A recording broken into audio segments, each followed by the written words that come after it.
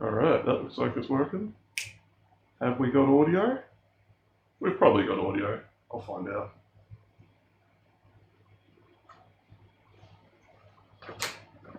And this one's working, and everything's working. Alright, awesome. I just need to make sure. Alright, cool, we've got audio. Yeah, I wasn't sure. Normally on the back of the camera shows there's audio, but I can't see if it's coming through to the stream or not. But it looks like everything is working, which is good news. Yep, cool. I accidentally clicked to the wrong scene. I went to this one, which doesn't have the laptop screen in it. So I started up the laptop and it's like, oh, you can't connect to OBS. I'm like, oh, that's weird. What's going on there? And then I realized and then I fixed it. Actually, while I'm here, I'm going to fix the angle a little bit. I'm going to move it over just a tad. Just a little bit. A bit more like that. How does that look? Yeah, that's better. I'm in the middle now. Alright, let's go back to the right one. Treadmill. There we go. And I've got to hook this thing up to TTS so that I can actually hear what's going on.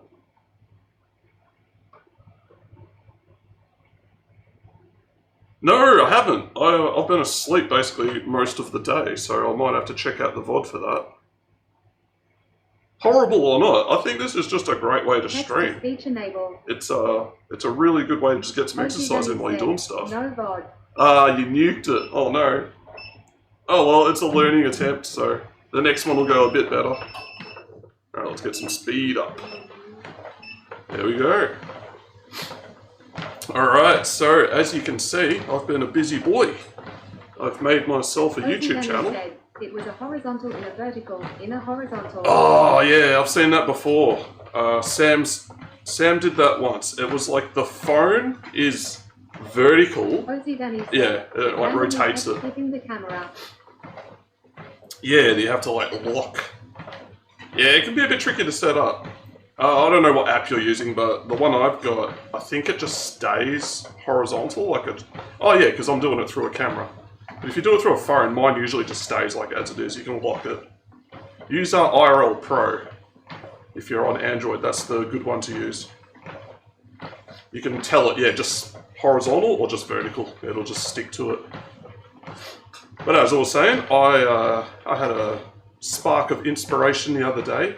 Ozzy Gunny said, random chin cam, and then the neck mount fell, so then it was groove cam. Ah, yeah, just teething problems. That's alright, you'll get it sorted. It's just, you gotta test it out, that's just how it is. Like, I did a lot of testing before I got any of this stuff working. Even the treadmill stream took me like quite a bit of testing. Also, the chat locked up to the top, no auto scroll. Oh, it was all on the phone? Okay. Yeah, I don't use chat on the phone. I have a separate phone for that. I literally just have this. So this has a chat app on it called IRL. What is it? I think it's IRL Chat. Said, 2 phones. Ah. I can run you through it in Discord and show you how to set it all up. Both did it. But yeah, I got a dedicated chat phone and it just works pretty good. So the app is, I think it's just called IRL Chat. Ozzy Gunny said, the Streamlabs app did it, and the Twitch app too. Yeah, Streamlabs, and okay, so the Twitch app is horrible, everybody knows that. Like, everybody that says they've used the Twitch app has had a bad experience with it. And I don't know why Twitch haven't fixed it, like they've got the money to make it a good app. Like, they could make it an amazing app, like an amazing, like a IRL app, but they're not going to do that. They've got priorities elsewhere. I think they should do it though, it would be good. Get some competition. Now the apps you want are IRL Pro for Android. That's your main streaming app. It's the one bit I can't fix except here to get Earl Chat or Chatirino. Yeah, so that one. And then, yeah, I think IRL Chat is the one that I've got on my phone. That one works good too. And it shows your activity feed and it shows your chat down the bottom. And you can, yeah, hook it up to TTS. It ignores emotes. It's a really good app. It's the one I would recommend. And then, yeah, for the main camera, my setup's a bit different because I'm going through a DSLR. But if I could do this with just the phone. Actually, I'll show you. Just give me a sec. I'll chuck it on phone temporarily, just so you can see. How do I do this? I stop.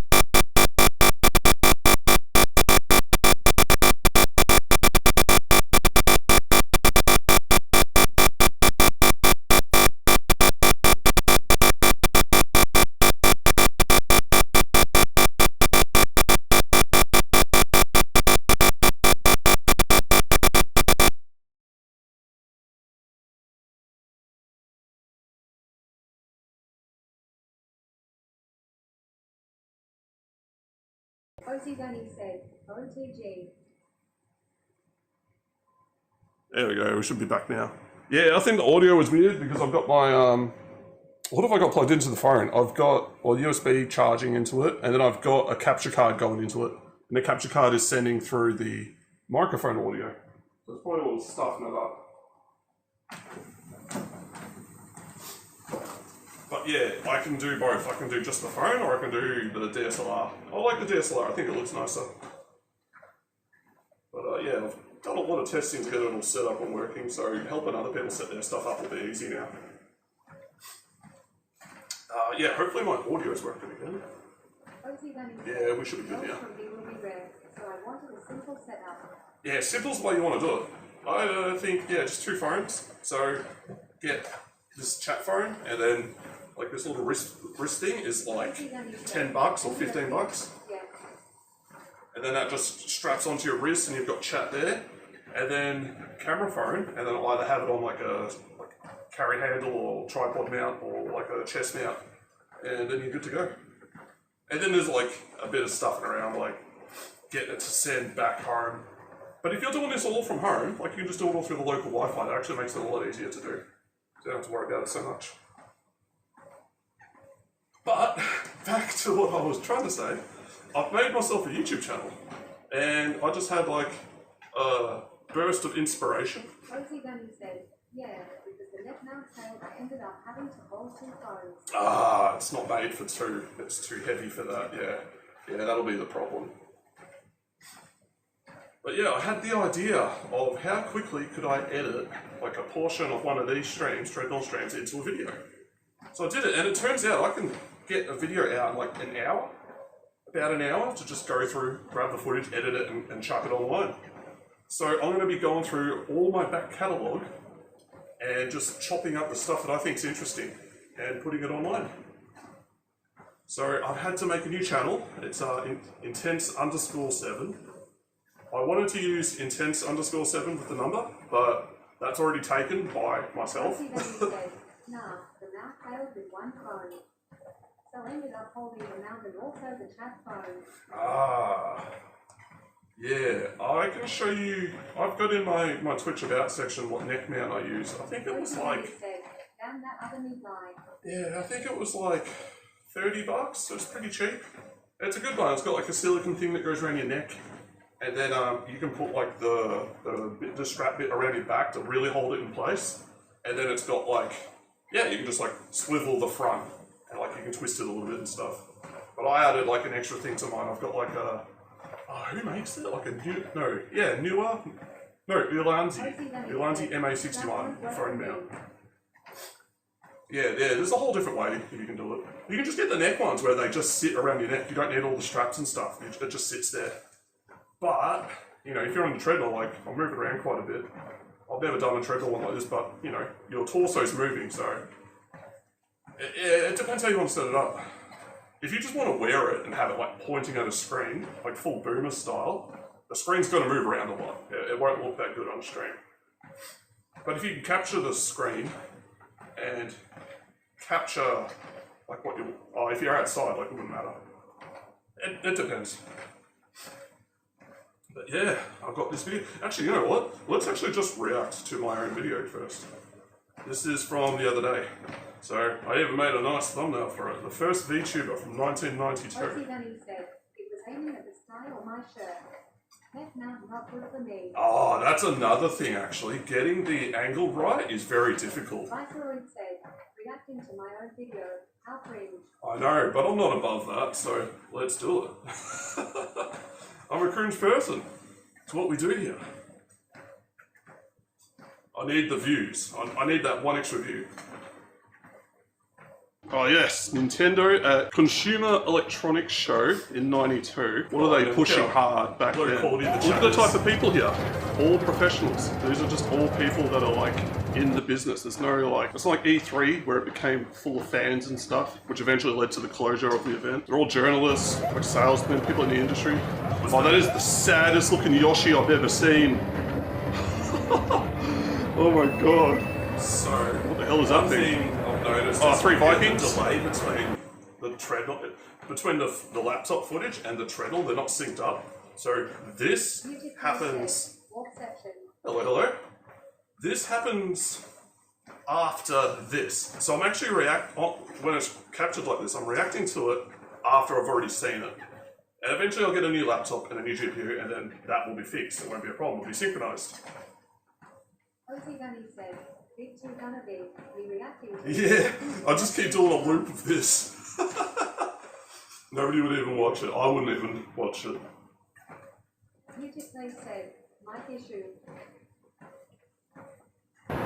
It's just Hulk Hogan for like the wrestling. This is a really shitty, definitely on its.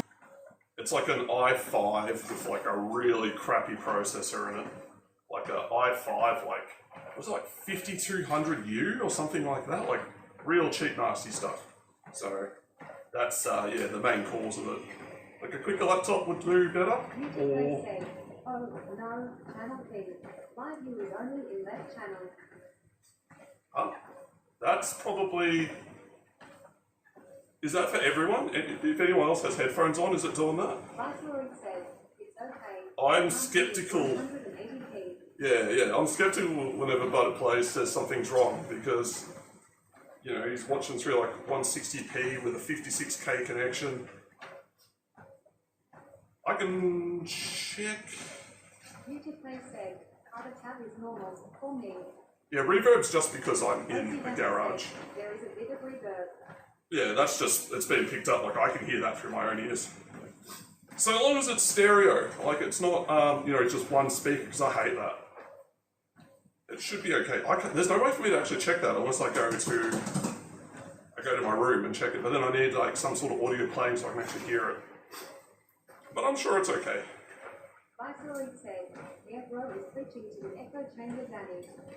Here, Micro Pros. They made some cool shit. They're the guys who made Roller Coaster Tycoon. They did a lot of flight simulators as well. This is like face motion capture. Drag onto the timeline that do the zoom. So I've got one for this, and I've got one for chat. And it just makes the whole editing process really easy. And this didn't take long to do. This took like, about an hour. I probably spent just as much, like 20 minutes on the thumbnail and then uploading to YouTube. Really? Because I did change. Hang on, I can quickly fix that. Just give me a sec. I'll just reset the phone quickly. Shouldn't take too long. I might even throw you on BRB quickly because I want to make sure that's like actually running properly. So I'll be back. Yeah, good morning.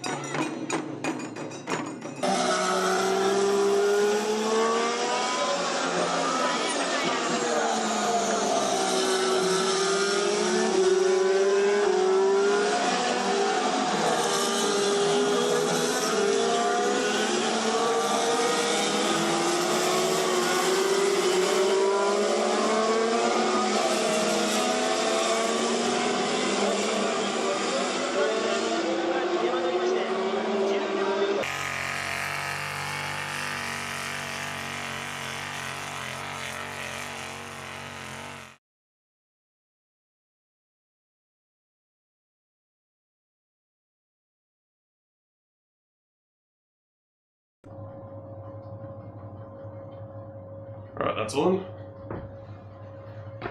Yeah, everything should be better now. Vitaloid said, where are we? Whoa, there's a big bloody fly on my screen. Vitaloid said, oh there we go. YouTube Play said, Get the hell off of there. Bastard. Hang on, I have to kill a fly quickly. It's just sitting on my screen. Said, TTS in right and IRL in right. WHE. There we go. Yeah, that's a you problem, man. That's no one else seems to have that issue. Yup. Well, we should be good now. I've never had an issue where, because I'm pretty sure my stream pumps out in mono. It doesn't send out in stereo. Well, it should be fine. Anyway, I'll check the VOD later if it's like off in one channel. Like, I hate when it does it. I hate when videos do that. But my stuff shouldn't be like that. It should be fine. Yeah, we'll snooze these ads. Beautyplay said, I don't know, it was. So it's all good now? It's all fixed now?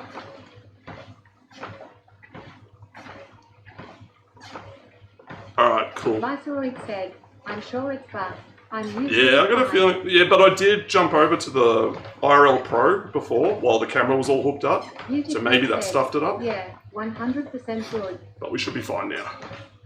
Alright, let's bring back chat. Oh, also, Viceroy.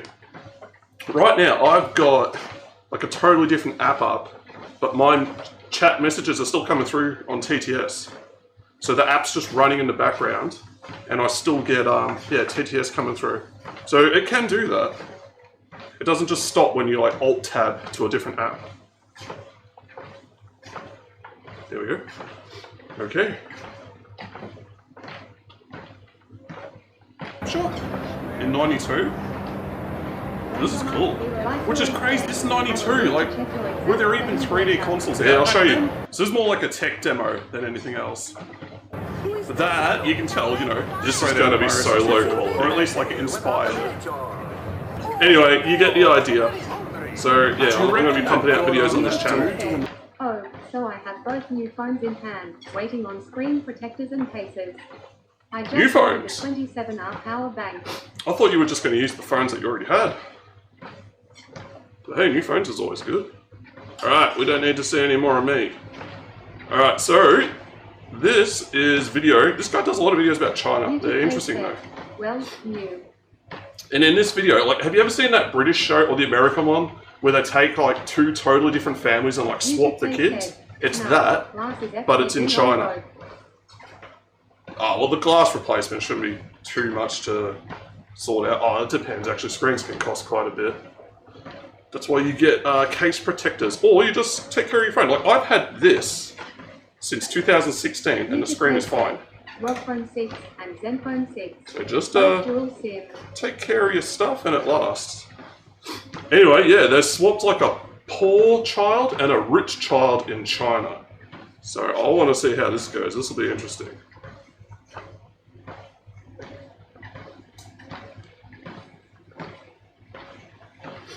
Imagine if you get to swap lives with one person of your choice for way too 7 much plastic days. surgery going on Maybe you there. live the life of a luxury celebrity, or even better, the son of a Chinese millionaire who gets an allowance of a property a month. But there's a catch.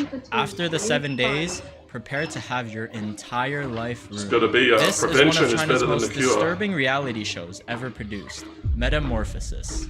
And trust me, for a lot of these participants, the only thing that transformed was their trauma. Back in 2006, Hunan TV launched a brand new life swap show called Metamorphosis, and it immediately blew up. The concept was simple. Take one teenager from a rich city family and take another teenager from a poor rural village. Swap their lives for 7 days and see what happens. The rich kids were spoiled, yelled at their parents, and didn't attend school. The show was supposed to show these rich city kids what hardship really looked like. Meanwhile, the poor rural kids would get to experience city life, broaden their horizons, and get motivated to chase bigger dreams. Pretty inspirational. Alright, so what actually That's happens? what everyone watching at home thought. Because the deeper you dig into this rabbit hole, the weirder it gets. Former contestants started exposing the producers for threatening and kidnapping them. They even said that they were being manipulated behind the cameras, and these people that they were... This is just some dumb kid with like empty threats. Supposedly helping. Instead, when they go on back both. home, It's just the culture shock. their life. But how did it even come to this? I mean, at first it was actually like a wholesome and educational program. The very first episode aired and it ended up He's the becoming rich kid. viral. It paired a teenager named Wei Cheng from the city of Changsha and a rural boy named Gao Jianxi from a poor village. Now these two couldn't have been more different if you tried. Wei Cheng constantly Well, what's he skipped playing? school. Most of his What days game were was spent that? inside internet cafes instead of paying attention.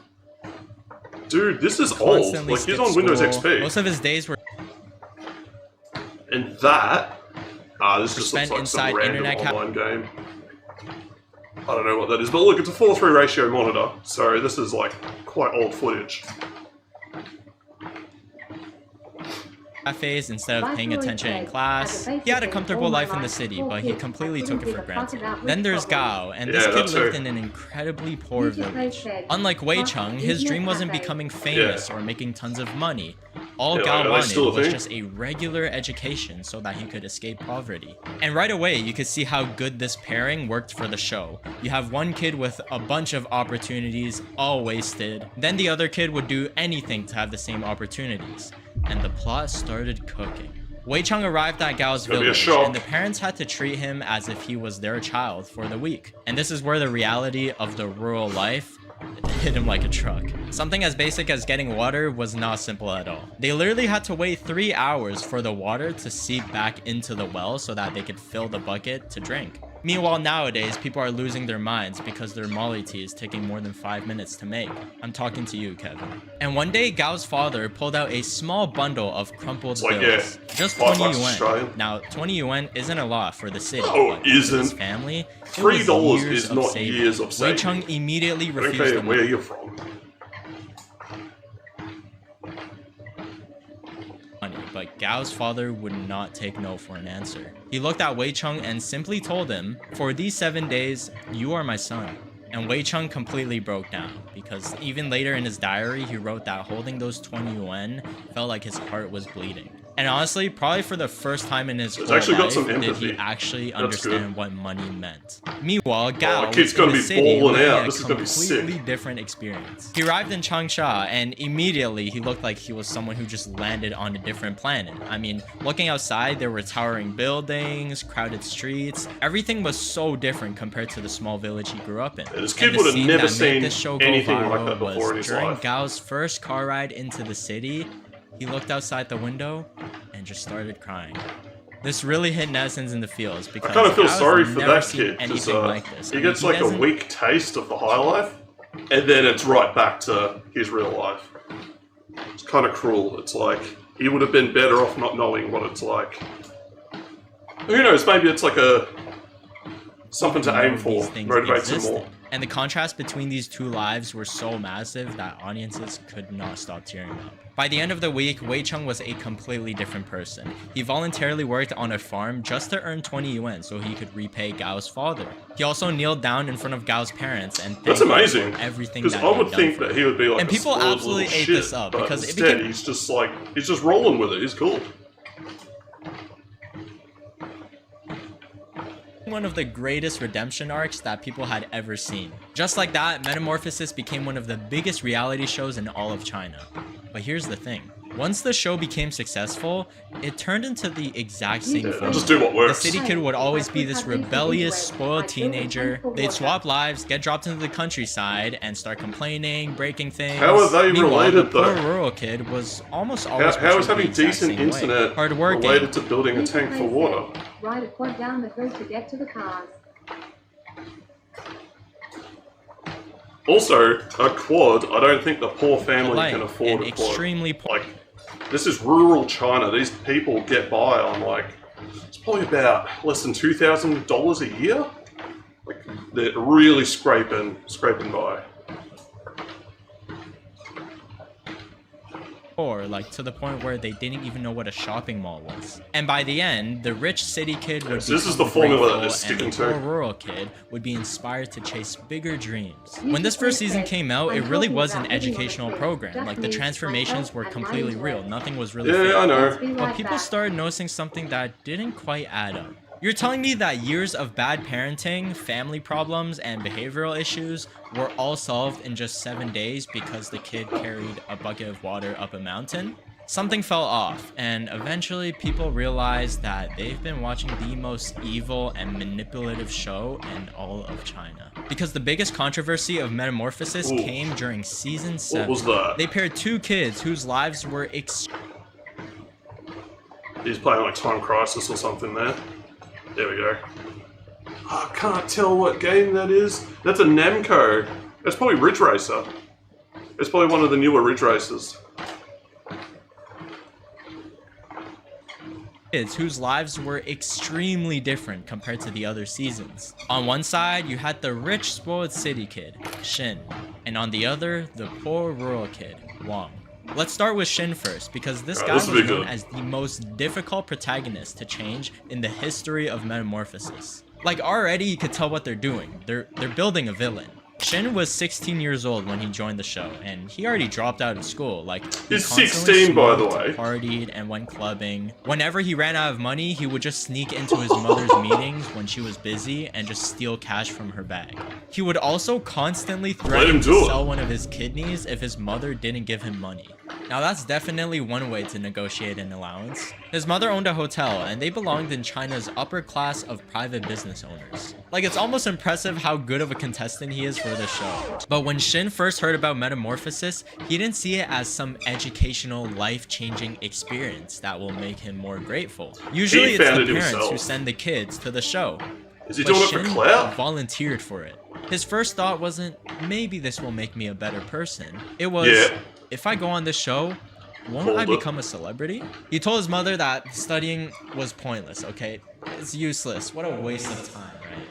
He summed fame up into 4 words. Easy, entertaining, makes money, and gets worshipped. Yeah, this guy's stupid though. Like, how he approached this. He's being set up as the villain. So, you know, how you get famous is kind of important. If you get famous for being a horrible piece of shit, that's not going to last. You're not going to get anything out of it. He just doesn't care. And you see this on Twitch too, like, or more specifically Kick.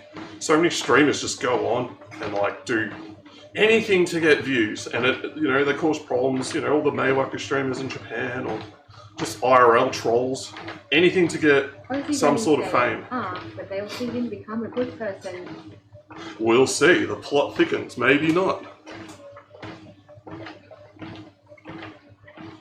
Girl he was swapping with, Wang, her entire family earned less than $1,000 a year in an entire year. Because while Shin was living life on easy mode, that's like 1,800. No, it's like $1,500 Australian a year. So that's about a little bit over $100 a month. So that's like nothing.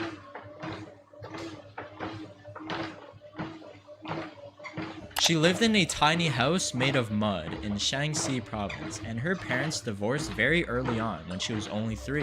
And instead of growing up with them, she lived with their 70-year-old grandmother and her paralyzed uncle.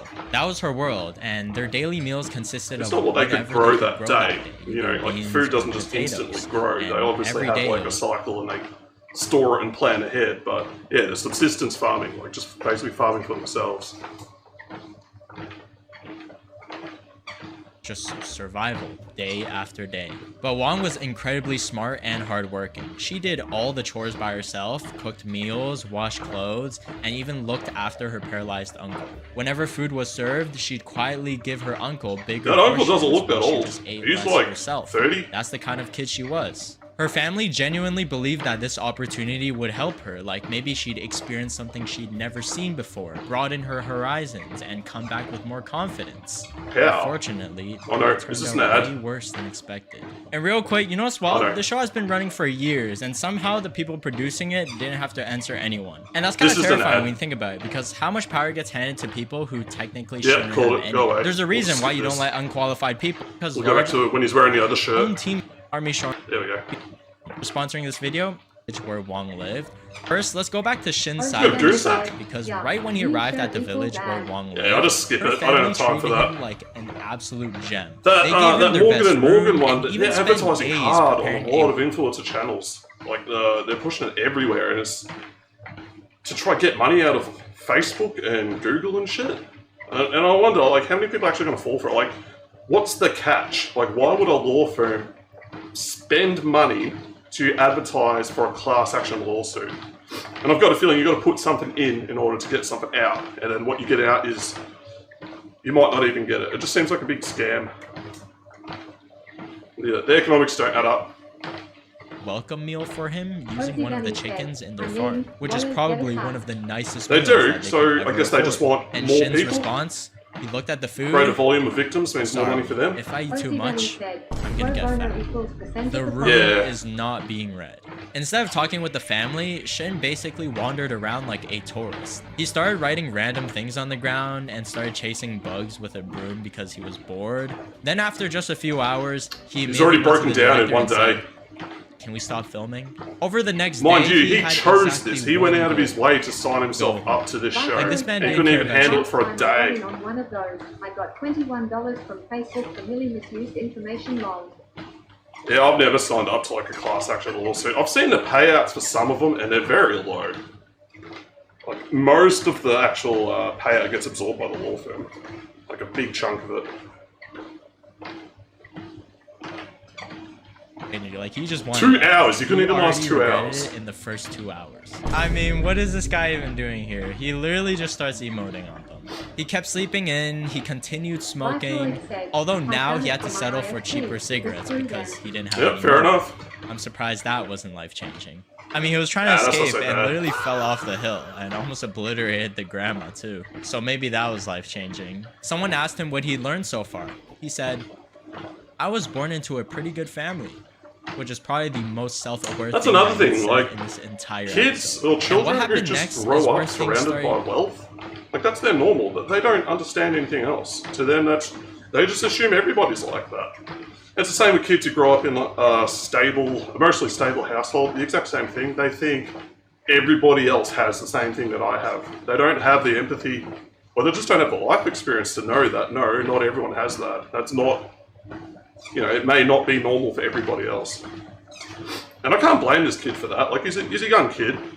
How's he going to know that other people are struggling when he's just not, you just don't see it. You don't live it. Getting really weird because the production team decided to just take matters into their own hands. Shin wasn't here we giving go. them enough drama. Reality TV getting Sure, forced he complained, to create he a wanted to go controversy home, for views. but that just wasn't enough if you wanted a viral episode. But then we arrive at the scene that became one of the most famous moments in Oh, shit. all of Metamorphosis. The furniture smashing incident. Shin was asked to wash somebody's hair because that was one of Wong's responsibilities whenever she was home. He gets annoyed, starts piece throwing a of shit. tantrum, and then just starts breaking and smashing chairs, tables, and everything. And netizens were like, wow, this kid is completely out of control. He needs to be taught a lesson. Except, that's not actually what happened. Because according to Shin, he just casually said that he didn't want to wash someone's hair. Nothing dramatic. And that's when multiple crew I'd watch members that. surrounded him. Actually, an and Aussie started TV show that threatening does the same They thing. kept saying You things. take like some kid from, I don't know, Tarneet or like one of the outer suburbs of Melbourne and you swap them with like one of the rich Turak kids. That shit would be hilarious. It's like, if you don't wash your hair, you're never going home. You'll die surrounded by these mountains. Then when it was time to eat, they exactly, told him that's he just a wasn't punishment. allowed to have any food because he wasn't behaving. And if he did start eating, they would either lock him in the cabin or just take the car. Nah, and leave. that's I mean, he was pretty good much being parenting. held That's captive not here. Viceroy So said, eventually, holding he someone snapped. captive. all reality TV is set up. yeah, it is. They've got to engineer drama to make it interesting. Because the reality is most people are kind of boring. They just don't do interesting shit. And he started breaking things, like smashing furniture. And this is exactly the explosive scene the producers want. Convenient, isn't it? Because now the show had a dramatic turning point. Oh no, he destroyed the family furniture. Well, that most I people guess are now boring. he has to earn money to replace Like everything if he broke. if a normal See how person that were to perfectly just fits the narrative? film their normal day, like what they do. Most people don't do stuff that's all that interesting to other people, Maybe the career's a little different, but Future Play said, I sleep, I eat bacon, I poop. What's not interesting about that? exactly, like everyone does that. It's just, what's the appeal to seeing an ordinary life that other people already live? Behind the scenes, whenever the production team wanted him to look like a villain, they would constantly provoke him, bully him, irritate him.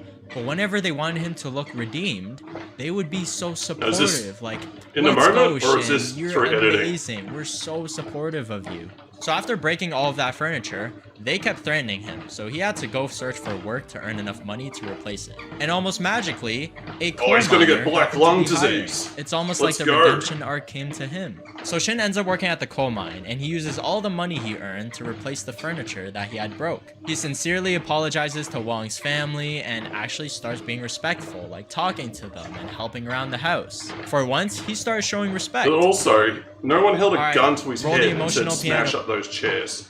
He did that himself. He needs to take responsibility for that himself.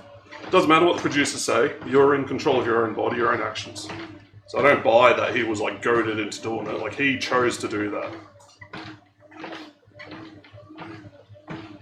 Music. The rich kid has finally turned a new leaf. And netizens, of course, What has he done they instead? absolutely I hated mean, it. it doesn't They take flooded a the gun to comments scare talking a about kid. how incredible True. his transformation was. But still, how he's inspiring 17. it was. Should know better. Absolutely beautiful. But after the show ended, Shin actually came out exposing even more about the producers. Turns out the scenes where he constantly demanded money from his mother weren't as straightforward as the viewers believed. The producers actually gave him 1,000 yuan every time he stole cash from his mom. These guys weren't just documenting a spoiled teenager, okay? They were directing it. And But all the their TV consequences channels are obviously state don't disappear channels. They're when all the state filming funded. ends because So you're just not going to see like anything. You can't tell if it's honest or not. You know, they're pushing. They've got like an idea in their head of what they want the show to be, so they're going to like massage it and push people to get that. So like the genuineness and the authenticity of it, yeah, of course that's in question. like actors, these kids still had to go back to their original lives with the reputation that the show had created for them. Ironically, all this controversy worked in Shin's favor. His arrogant image became his personal brand and he started getting millions of followers. And he also bragged that he got more girls now because he could confirm that he was rich through the show. No, trust me, babe, I'm rich. Yeah. Did you watch episode 7? Shin just openly said the show hadn't changed him at all. But you know who it did change? The poor rural girl. Hopefully for the good. Unlike Shin, who entered the show already rich, Wong entered a completely different universe. The moment she arrived in the city, she was treated like royalty. Shin's mother treated her like a princess. There's a huge party awaiting for her, and a massive this would be cake during she the might one never child even seen policy, before. so families were only allowed to have one child. The rich people, they had a son, which is good. Like generally they want a boy because it helps carry on the family name, etc. But if the mum is spoiling this little girl, you can kind of tell she would love to have a daughter too. Attending school in the city and even stayed in a super nice dorm with her classmates. They welcomed her, shared snacks with her, and just made her feel included. And it was honestly really wholesome. Yeah, She ate steak every dinner area. and posed But they're for a wealthy these luxury family. You'd photo expect them to shoots. have like I mean, you can several literally more see kids, her but they're princess just one. dream. Well, this is Hunan province, so Coming that's to one of the life. main But areas. then things started It's changing not like really quickly. Inner Mongolia Only a or few days in, Tibet or one of the show ones claimed further Wong out. had undergone her own transformation, except it wasn't the transformation that her family had hoped for. She slowly started treating everyone's kindness as something she deserved. She started making her friends bring her food. She began using large amounts of shower gel to wash her hands, her feet, and just everything, which is considered a big waste. But you know what won't be a waste? Cheeky soap. So grab it still you all can. They still have What? solo leveling and chain I've never stomping seen going that on. sort of product. Use code WANI to support your boy. Actually, I'll see Links that in the again, hang on. description. Thanks. She also expected classmates to Oops, use code WANI stupid. though. So grab it considered a big shower gel to. But you know what won't be a waste? Was it cheeky soap? So it's just grab like it still you all can. They anime still branded have soap. Okay. Hey, whatever works. Respect this guy's hustle. That's solo 2 leveling ads in and one chain video. stomping going on. Use code WANI to support your boy. Links in the description. Thanks. She also expected classmates to fold her blankets and also force people to comb her hair for her. She suddenly developed what Chinese netizens called princess syndrome. And then came the foot washing incident. Wong had started blackmailing a boy from her class and How did she threatening become that such she a would get nightmare him so suspended fast? if he didn't wash her feet every single morning. Now, once this aired, the internet absolutely exploded. This has to be She got manufactured by the flamed, producers and people too. just hated this girl. She went from being introduced as this hard-working, rural little girl to suddenly becoming one of the most disliked participants. People don't just change in the like that, entire especially history kids. of Metamorphosis. Nessens called her spoiled, ungrateful, entitled. But guys, this is still a kid, okay? She's not an influencer chasing a Playboy millionaire. Spending your whole Yeah. life surviving, Yeah, that's and my then gut somebody feeling. comes in and gives you everything that you've never had. Of course, a child is going to enjoy that. I mean, she's a kid. But then the camera stopped rolling, and this is where the reality eventually set in, because That's she gonna was hurt over. though. She Going had back to go home Not after back to the experiencing mansion like or the nicer shopping life. malls. Back to reality. And coming back to her village was far from a happy ending. I mean, it was emotional. She spent the whole week living in a comfortable home, taking warm showers, making friends, not having to worry about starving for the night. And then just one day, pack your bags, everyone. Season's over. Let's go home. And you're dropped right back into the exact same life that you Yeah. left. Except now, you That's know the what hard you're thing to missing. deal with. And that's probably the cruelest thing about this entire show. There's actually a quote that Nessens kept using to sum up the rural kid's perspective of this entire show. I could have endured the darkness if I had never seen the sun. Wong started keeping some of the luxury habits that she picked up in the city, things like using shower gel. But they She didn't used the have anime any soap? in the village. So you know what she did? She asked her grandmother to walk nearly 100 kilometers just to get some. And Nessun saw this and She's not immediately went, spoiled. see, this kid is spoiled. Look, see, they One- aren't any one different week from the city. being They're spoiled just as bad. Does not mean that she's a spoiled kid. She was put into a situation where she was spoiled. But I would imagine for the majority of her life up until that point, she was just a kind, nice, decent person. Fortunately, the criticisms just kept getting worse because she actually started asking her grandmother if she could somehow Adopt me. contact the Shin family again. She wanted to go back to see them and go back to the life that she had just experienced. But of course, the season's over, and eventually Shin's family stopped Oh, she's responding left to her. unread. They even blocked her. It's honestly heartbreaking seeing this. Because after the episode aired, she That's became one of bad the though, most hated because kids then in you've got the entire stigma of the history shit of following the you show. for your But entire then- life. When, what is she? She's like a 9-year-old kid? Like, not really fair. Every 9-year-old kid has done some stupid shit. It shouldn't be broadcast to the world and then you get vilified for it for decades after. Years later, her uncle came forward and the story completely changed. According to him, a lot of Wong's princess behavior wasn't naturally happening at all. It had been manipulated and manifested into her Artificial. personality by the producers. That infamous foot washing That's scene, cruel. the scene that pretty much destroyed her entire reputation. Yeah, that's her kind of uncle mean claimed for the girl because, you know, you can easily manipulate kids. Kids they trust authority figures so easily. And for the producers to like abuse that situation just to get a slightly more interesting video, yeah, that's definitely morally wrong. that Wong had actually been asleep and the crew woke her up and instructed her to ask a classmate to wash her feet.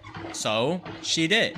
Yeah. Maybe going to a trusted adult isn't so trustworthy after all. And after the episode aired, people in her own village started gossiping about her. Neighbors pointed fingers and people whispered behind her back about the Wong family. And as she got older, the anxiety became so overwhelming that she rarely wanted to leave the home. She became terrified that people would recognize her. And eventually her uncle had to make the decision to move her to another town so that she could focus on studying. But after everything and developing this so-called I mean, princess what they've done is syndrome, just take the she recipe still from took care of our her media. paralyzed Like uncle. we've done what, like live action reality TV for decades at this point, and the formula is very clear. That people know what works, they know what doesn't work. You got to stir up some controversy and make it interesting. Otherwise, like I said before, most people are boring. People won't watch. They don't care. But yeah, to sort of destroy a little girl's life over this, it's kind of, like they had the opportunity to do this in a much nicer way. Like people want to see the just, you know, it's a fish out of water scenario where you take someone put them in a different area that they're not used to and see how they cope and handle that. That's the interesting bit right there. But it feels like they didn't get enough of what they wanted, and they wanted to like amp it up and make it, because they've been doing this for several series by now. So, you know, the usual formula, people are probably bored of it, it's not interesting anymore. So they tried to amp it up and make it more interesting.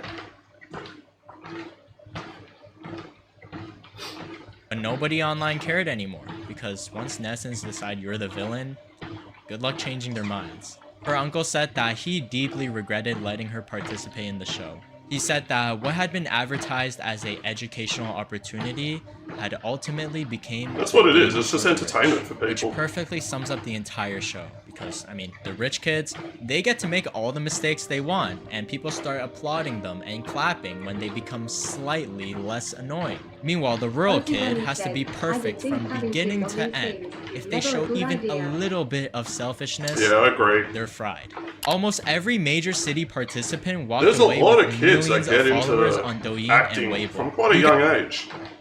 And you got to ask yourself, it's like, well, the kids aren't the ones pushing for this. It's definitely the parents pushing the kids into these situations. And it's kind of exploitative. I mean, the best example are those family YouTube channels where the parents make the kids content and basically they're exploiting their kids' lives, their childhood for money. And that stuff's going to be on the internet forever. Those kids didn't get a say in this. And I think you'll see over the next couple... as time goes on, the effects of that. One notorious monster TV used to watch through on screen.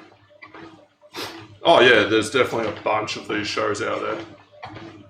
And yeah, the YouTube ones as well. I'm just very much against it. I don't like seeing people exploit their kids for their own financial benefit. It's wrong. Like, give your kids a chance to have just a normal life.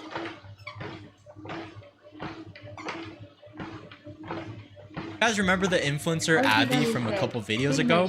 Yeah, she was in the show, and we all know what mess she ended. Yeah, I'm going to avoid Lee that. Hong-yi was also a city There's kid enough during depressing the stuff 9th on season, TV for me and to he see. is now a famous actor and influencer with millions of followers after debuting in the show. And during a live stream, he actually exposed the producers and openly talked about the show. They forced the city kids to start breaking things and said that they didn't have to pay for any of it. And if there wasn't enough conflict, they'd intimidate them or threaten them to make more. Yeah. Now compare that to the poor rural participants. It's just exploitation. They just quietly disappeared. You'd think All of parents them would know went back better, home to their but original life. there's a lot of constantly selfish hoping parents that they out could there. Go back to their city family. A lot of them ended up working in factories just to get by every day.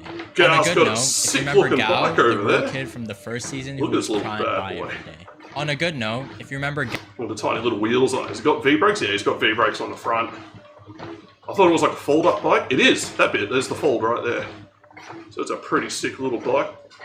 Viceroy said, "Oh lol, especially in America." Gao, the rural kid from the first season who was crying after... Yeah, it's like looking a out the moral window, line you shouldn't he was overstep, considered the but people only just do kid it. in the entire show who made it out with a better future. Ironic, because that season is the only season that the producers didn't interfere with. Gao actually left the mountains and successfully entered Hunan Normal University, where he studied military defense. Since then, the show has been there'll be cancelled. clone due to shows that are controversy, similar. Or and people will be doing the same ultimately, thing on the their city version of kids were made to YouTube. be What is it, Billy famous, Billy? while the rural kids were exploited. So yeah, thank you guys so much for tuning in. I love This guy's making channel's videos really and good. bringing you guys He covers along this sort of with stuff me all on the this time. wild journey. He gets like I stuff see your from feedback, China I that you read just all of your wouldn't be able to comments, come across and normally. And yeah, exposes it to the rest of the world. So I'll actually share his link. This one.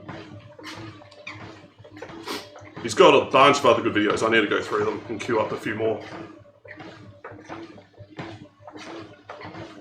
Intense_7 said, www.youtube.com. I didn't say that.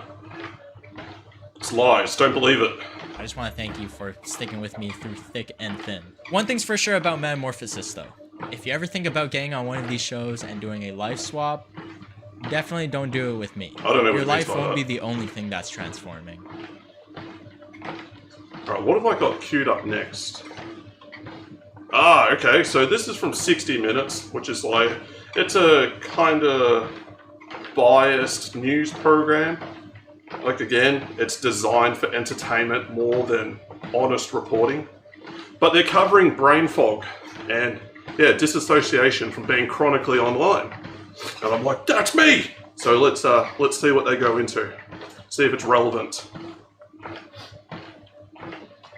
Coming up on 60 Minutes. IQs have dropped for the first time in human history. The frightening medical evidence. Alzheimer's in teenagers. It's really scary. What too much screen time You almost forget who you are. is really doing to young Australians. This is how you can tell a good documentary from a bad one. Generation sometimes has good content, but yeah, strongly biased, Yeah. usually with a political angle. Like an unbiased documentary will not have like the menacing music in the background. They'll document and they'll show it, and they're generally kind of boring. The core material is interesting, but the editing and all that is like very hands off. It's like we just want to show you this, and you make up your own mind. These guys are totally different. They're pushing angles left, right, and center.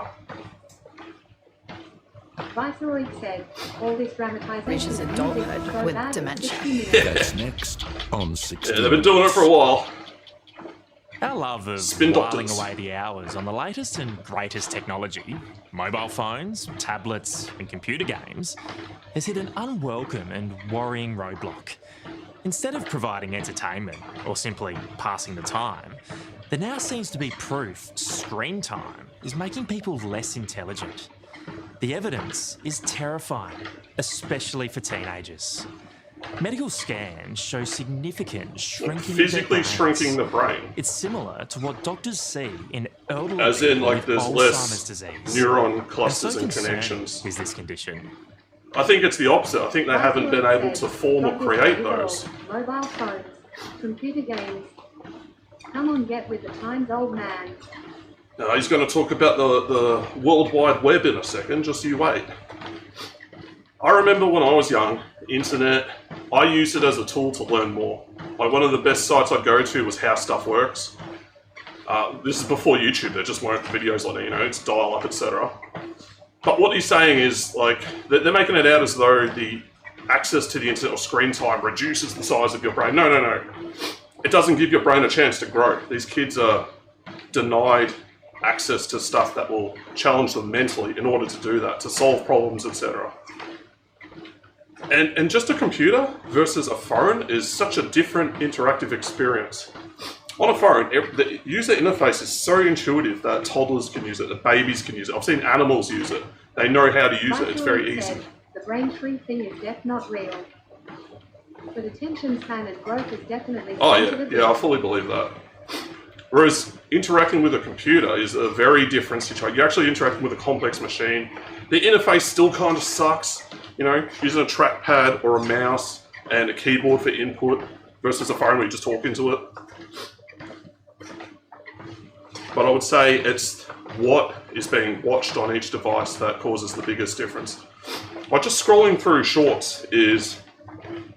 Well, you're not going to learn anything from that. You're not going to challenge your brain from that. It's a totally different situation to like if just sitting on the couch watching TV. At least a TV show, you're sitting and you're focusing. There's a plot line. If it's an entertaining thing or it's a documentary, you'll pick something up from that.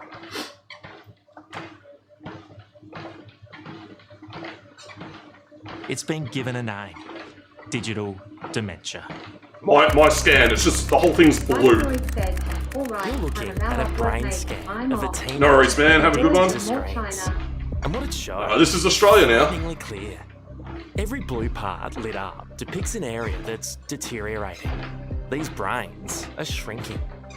Experts are blaming the damage squarely on excessive screen use.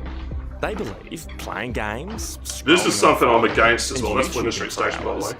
is But physically just altering parents and giving their kids tablets and phones and like just leaving them to their own is completely insane to me. It's like just dumping your kid in the middle of the city and being like, hey, when it's dinner time, come back. You know, you need some sort of oversight as to what your kid is watching, doing. Even when I was younger, like our main computer was in the family room. Nobody had like their own computer. I didn't get my own computer until I was 16 and I bought it myself.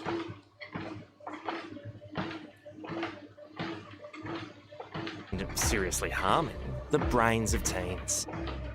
Worse still, cognitive neuroscientist Dr. Mark Williams says this pattern mimics something normally only found in the elderly. The symptoms that we're actually seeing with younger kids is very similar to what you just Really? said with someone who was getting dementia. Because kids, So it's not their hard brains are to still growing and correlate those two developing up things. until they hit their mid-20s. That's a very different situation to somebody who's got dementia, who's got a fully developed brain that is basically collapsing on itself. So I don't know how he's making that comparison. So hang on, we sort of need to do something different here. So our phones are making us Making me less lazier, I know intelligent. that much. They're making us dumber, yeah, absolutely. It's so serious, there's a new term for it, digital dementia. Tonight, teenagers reveal serious changes in their behaviour. You kind of find yourself rotting away, day to day. You almost forget who you are. How it was first recognised. I was feeling so unwell in my brain, no one could tell me what it was. And the extraordinary generational rejection of smartphones. I feel like that's more of a, I just want to be different. Look at me, I'm not the same as you, I have a different phone. It's this whole push for analog stuff. There's people that think having endless amounts of vinyls and CDs and cassettes is the best way to consume music. But we lived through that. We know the pain in the arse it is to keep track of CDs, keep them in the cases, swap them in and out. You have a limited amount of storage with you. The actual best method is like MP3s. It's sort of in the middle. Like you still own the file, you still have it, but you can bring it with you everywhere.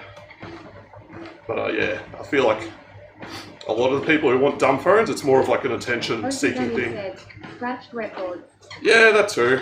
Scratch records, scratch CDs. You try to polish it up with toothpaste, make it work again, doesn't work. 3, 2...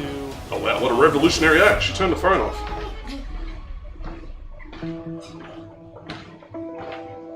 To see teenage boys... Yeah, because your cops will come and get you is for not having a license. But Max Stove and his friends You're allowed to fish recently here, discovered mate. You got a license for that rod? of waiting for a bite.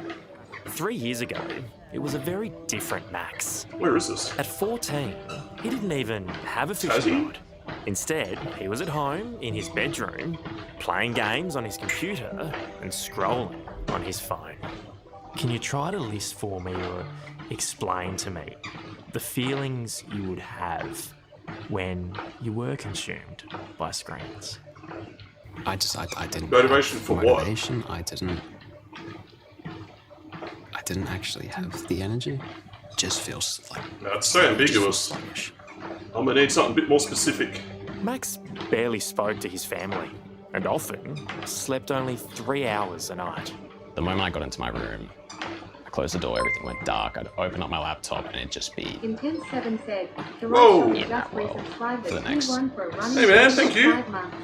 hours. The right shop and I'd said, carry through fish. until about Get your fish 1 here, to just 3 leave in the your morning. own bait to catch a go. Yeah, it's been a while since I've seen you pop up in chat. I've been, like, the hours I've been doing have been a bit off recently. Thing is more. Most of us can have all this equipment, but happily walk away and engage with people. Some people lack that ability. Addictive nature. I see it as Some. people use it as like an escape from The right like shop their and normal said, lives. Yeah, I missed a couple of the screens. Yeah, my hours have been all over the place. I've been trying to get them going a bit earlier, but it's difficult sometimes. So when we get a bit more nicer weather, the bike streams will just be normal hours. I'll probably be starting maybe at 3ish, because the sun does set a little earlier this time of the year. But yeah, in the meantime, I'm just doing these ones. But yeah, it's good to have you in, man. Haven't seen you around for a bit, so nice to see some familiar faces. Hey mate, Whoa, it's old-timer Mike. How you doing, buddy? I'm just getting some walking in, and we're learning about screen addiction. And I think there's more going on besides the tech. The tech addiction is a symptom, not the cause. well, the tech is just a tool. Intense It's what you do on it that matters. Old-timer Mike just made a horrible Welcome in, old-timer Mike. Welcome in. Good to have you around. Old-timer. Let's get back on it.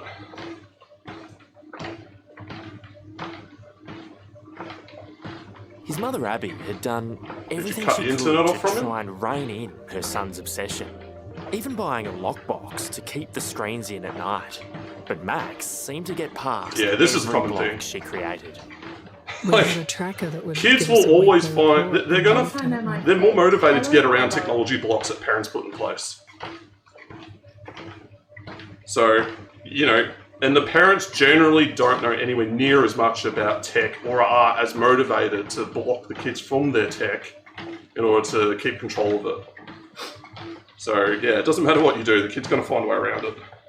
The best thing she could have done is chuck a password on his BIOS, and then he doesn't get access to it unless she unlocks it. We have found the real issue in this kid's life. I think it's too early to put blame on anyone so far, but we'll see. How is he on? How's he using his computer at 2 a.m. in the morning? It's locked away. What effort did you go to Old-timer Mike said, to get your password BIOS didn't devices stop me. out of that? He just reset it. I learned how to lockpick. Okay, I just, He just like Skyrim'd his way in with the fucking lockpick to get what he wanted. To get to his laptop meant he was spending 6 to 7 hours a night on his screens. These days, he recognises the side effects of what his addiction could have been doing to him. That feels like such a forced term as well. This is like a term they've coined just for the show, for shock value. Have you ever heard digital dementia used before today in your life? No, never heard of it at all. Definitely. Absolutely. After repeatedly doing it, you just forget everything. So the best example I have is... That's interesting. It just got because worse and when worse. I was a young man, our hand-eye coordination went up as you used the computer and played games. It was one of the few benefits that people would actually parade and talk about. Whereas he's saying, no, it's the opposite. Like, I got shitter at it. That's probably more to do with just sleep deprivation as opposed to using technology and a device.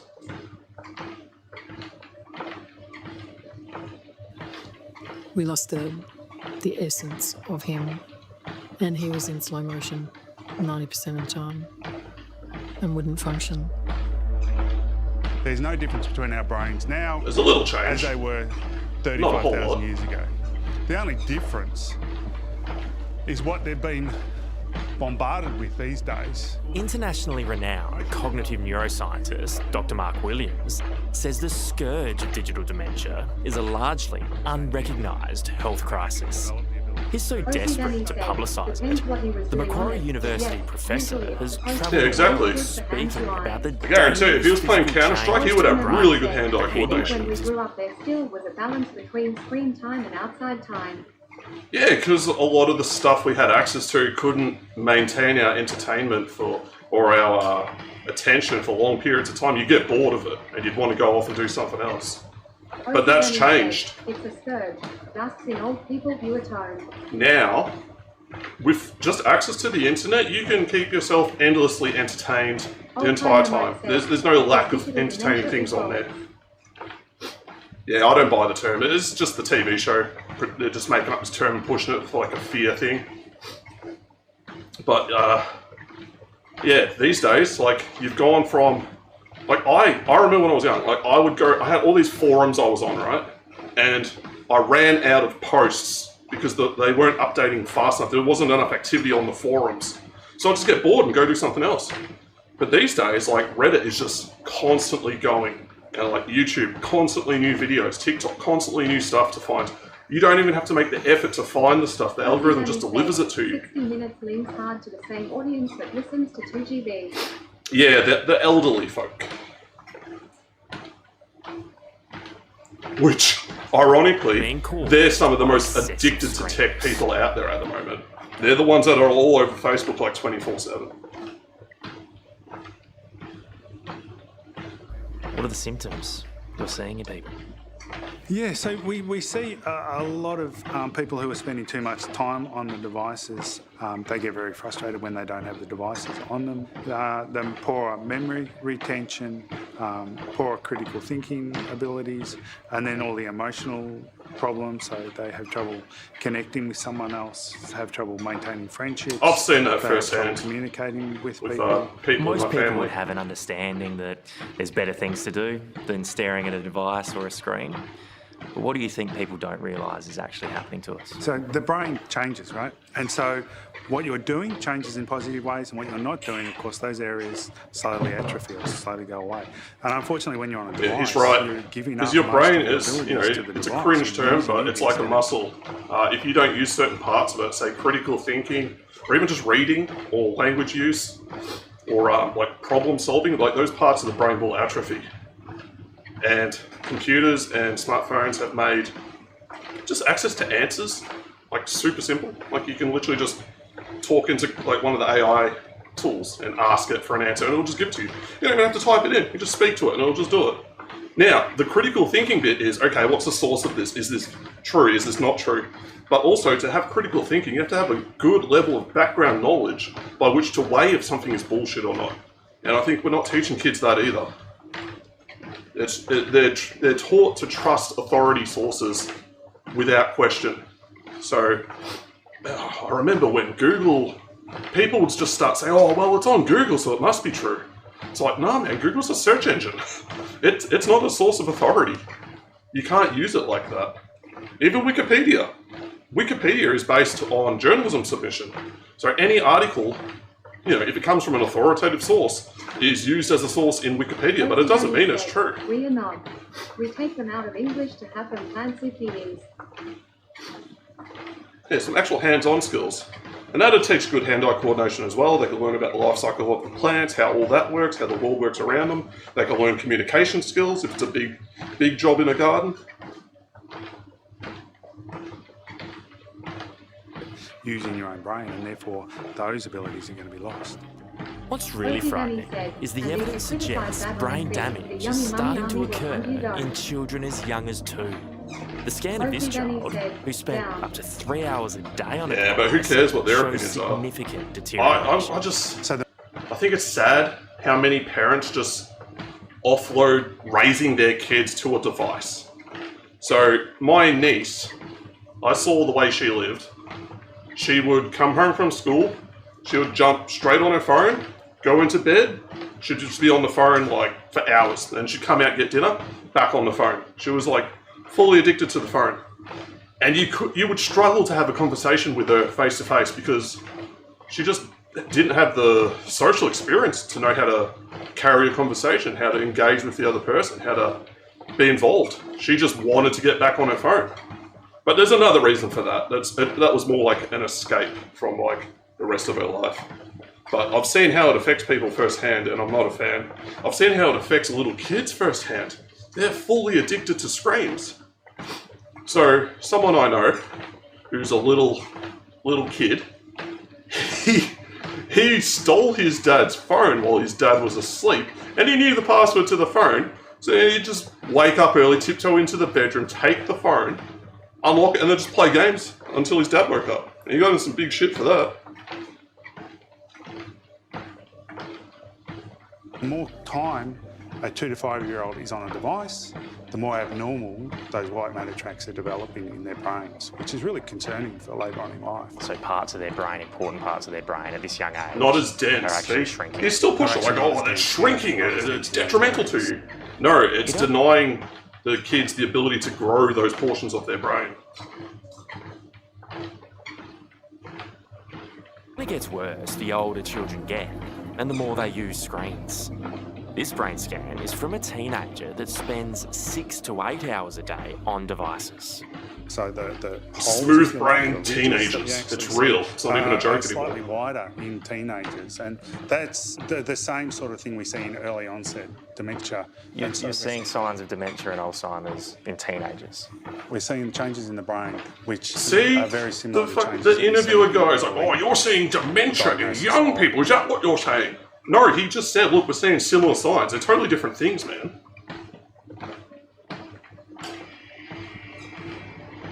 Alzheimer's or dementia. And that increase in that younger group can only be really attributed to the devices. I don't know what else it could be. Is that a theory? Or is there cold, hard evidence that using our phones, using devices is linked or causing He's still pushing this that shit. early sign of dementia? Stop dementia, man. So the early onset dementia we don't have any direct evidence because, of course, to come up with direct evidence that the dementia is caused by, then you'd have to take two groups of people and you'd have to give one group a whole bunch of devices and the other group no devices. Use the Amish Like people. finding that group. Yeah. They're the control From a group. young age, and then have them grow up into adults and then see how many of them got dementia in each group, right? That's impossible to do. There's a correlation between the two, and it's hard to know what else could be causing it. And so we don't know what the implication is going to be long term, but it's not looking good. And it's something that I think we all need to really think about now, because we're going to have a lot of issues in the future. I mean, my own kid was like this and I'm a perfect parent, so no. Yeah, exactly. No, it couldn't be anything else. It's hard, but I think it's so prevalent now that we're seeing it across certain generation groups or certain cohorts that there's obviously something occurring. Have we nailed it down to specifically phone use? I think there's a good chance that is what it is. Because Said, sorry, it was so obvious. other changes in life haven't, like what, beyond say social networks and phones and touchscreens, our lives are still fairly similar to how they were in the mid-2000s, late 90s. Like, yeah, tech has made things a little bit more convenient and easy, but in terms of where our attention is focused, we've taken it from radio, magazines, books, TV, and that's all filtered through a phone now. You still get people that will watch movies and stuff and do those other things, but the majority of their time will be spent interacting with like a screen device of some sort.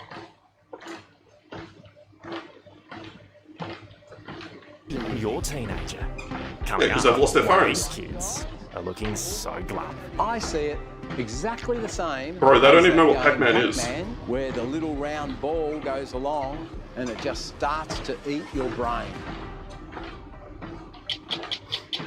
So it's like a campground. You're getting higher, you're getting better.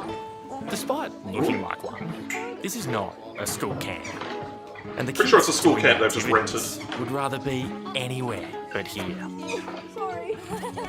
Worse still, they're suffering from withdrawal symptoms. That's because at this camp, smartphones are banned. Honestly, Welcome to why the digital hell are you detox. letting your kid bring a What have you smartphone to a found school more? camp anyway? Like, that's not what you're there for. You're there to enjoy nature, you know, spend some time outside of the school. It's a good way to build independence in kids as well. Like, they don't have to be chronically linked to their parents.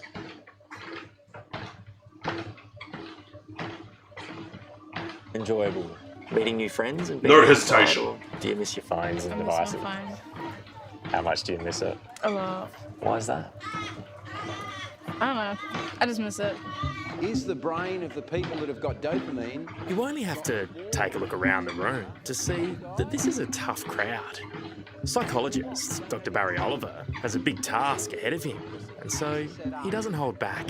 To some extent, unfortunately, you guys are social guinea pigs. They're set up specifically to get you All they addicted. should need is one of those He's small home desperate to phones. get through to these Yeah, like a kids dumb phone. That's before all it's you too really late. need for a kid. I see it exactly the same as that 1970s game Pac-Man. It's where up to the little parents. round Like, ball goes good along. parents will know this, but lazy parents will see it as, okay, I don't have to parent my kids so much. Numbers, not much else. Yeah, you can just get like dumb phones, and they've got kid phones that are designed specifically for that. But then, you know, one kid's going to have a brand new iPhone, it's going to make all the other kids jealous, going to be styling on them all the time at school, and then everybody else wants one.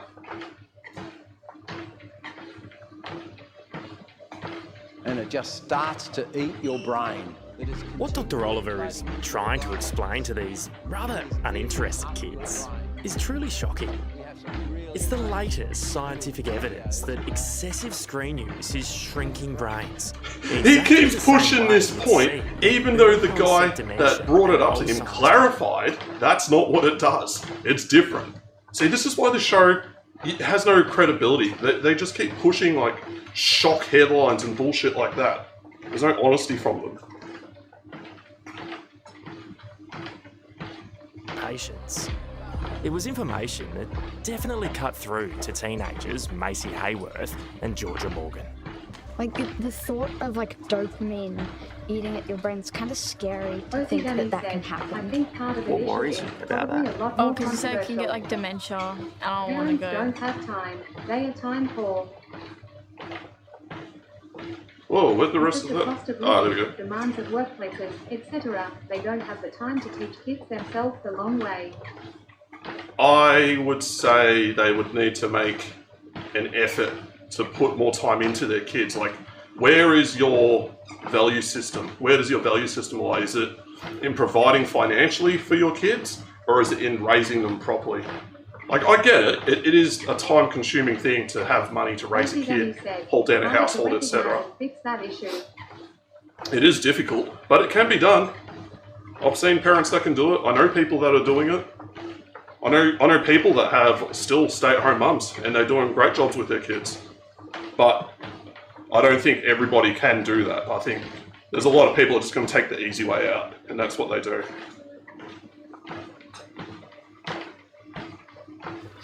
Like get Alzheimer's and like get like serious. I mean, the equivalent was when we were like growing your up, middle would be ages like or just something. shoving your kid in front of the TV and putting a television in your kid's room. But most families couldn't afford more than one TV. TV was an expensive thing to have.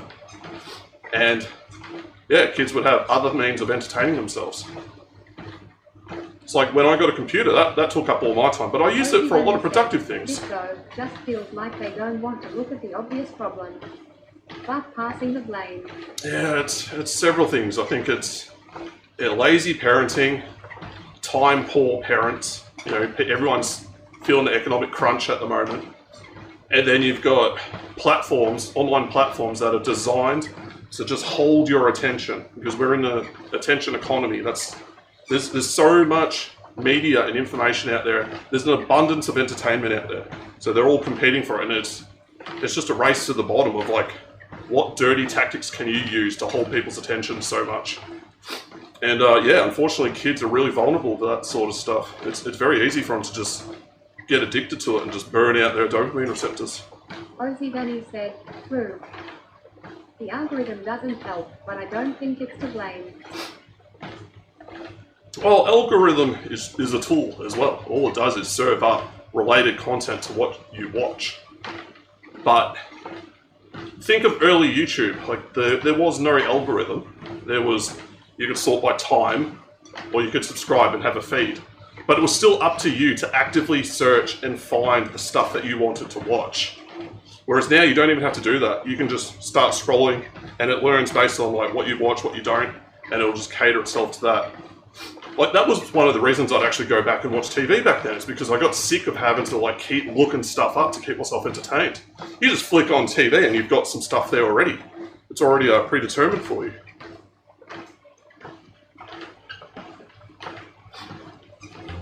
"17-year-old Max Stove was so addicted to his screens, he was only managing 3 hours sleep a night. After trying everything to get him off his laptop and smartphone, his mother Abby resorted to sending him off to digital detox camp. Yeah, because you're I addicted. hated that idea. I was not ready to go through with that. We got him in the car that morning and made sure the child locks were on. Wow.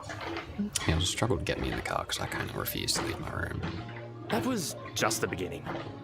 It took Max 2 visits to the camp and hardline rules from his parents. 3 years on, the good news is he's managed to kick the habit. The bad news is he thinks it might be too late. He's worried that his addiction could have caused permanent damage to his brain. I don't just find it frightening for me because I don't know if that can really be fixed. But I find it frightening because there's so many people who are still going. And they don't know the damage that they're doing to themselves. They don't know. I'd imagine the damage is permanent because it stunts the growth of your brain during the developmental phase where it grows the most. Especially when you go through puberty, from that point to your early 20s, like your brain just develops like crazy. And yeah, focusing that effort into phones as opposed to real life and solving problems and actually absorbing information in a more retentive way, like reading. Yeah, I think this is going to be a societal problem we're all just going to have to deal with. You know what, I reckon this shit's going to get worse when they make Elon Musk's Neuralink. Like, it's going to be like these problems, but on steroids. It's going to be so much worse. Because it's attached to your head, you can't get rid of it. It's just there 24/7. It's kind of like our generation's version of cigarettes. So, how do you feel about the idea now that you know the negative effect that it has? All right, watch what his head does when he says this. Who is he looking at? he 100% blames his mum for this. Don't get your full time this way. How dare you? Has like the kind of brain rot classic terminology. It's kind of impossible not to use these devices constantly and not experience kind of those effects. Well, the way this going is in the right direction, Lucy, because if not, someone's going to find me frozen. New York, I guarantee you. On the other side of the world, in New York State, Lucy Jackson shares Max's frustration.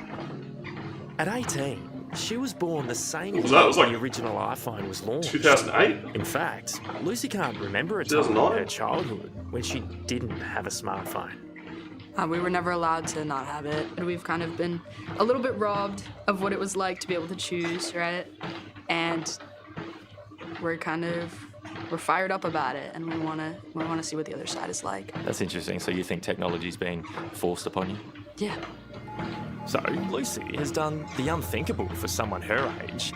She ditched her smartphone at just 15 and now takes pride in using an old-fashioned flip phone. Nah, that's bullshit. I was able to get on Facebook with my Sony W800i. You could still get on websites and stuff with it. It had a 2G connection, so you could do it, but it served up websites in this real shitty format.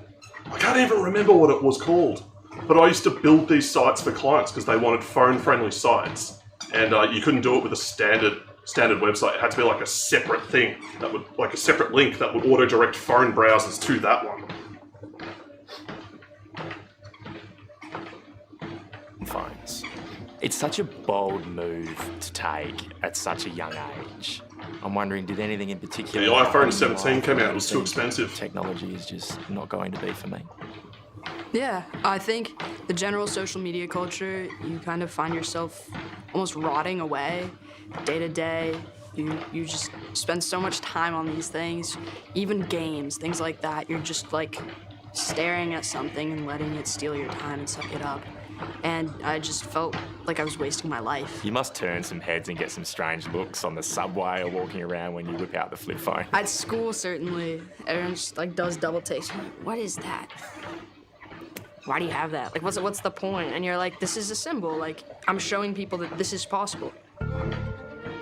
Whether you call it digital dementia, brain fog, or screen addiction, here are the alarming facts.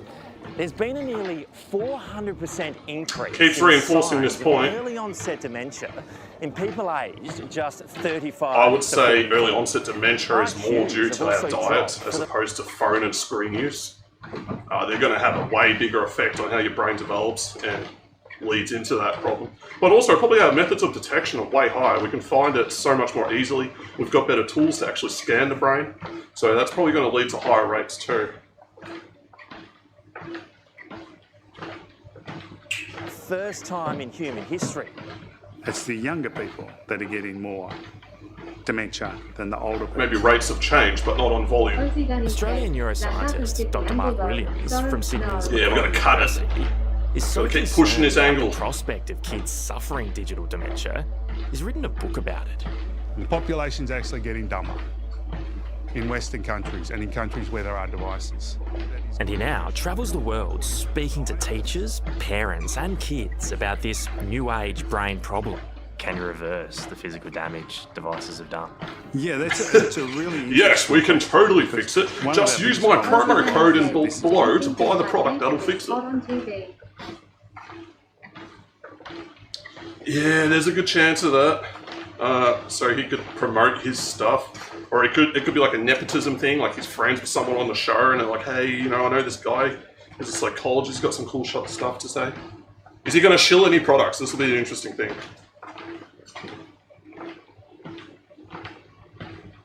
all new and we haven't actually seen what happens Ozzy on the said, other flip the side one of angle it. is And so it's an suspicious. experiment that we're doing on Yeah, but that one angle's not coming from him. Like, he dispelled that quite early in the program. Whereas it's the interviewer guy, the host of the show, he's the one that keeps pushing it. He brings it up every time. It's like a brainwashing technique. Is that Subaru over there?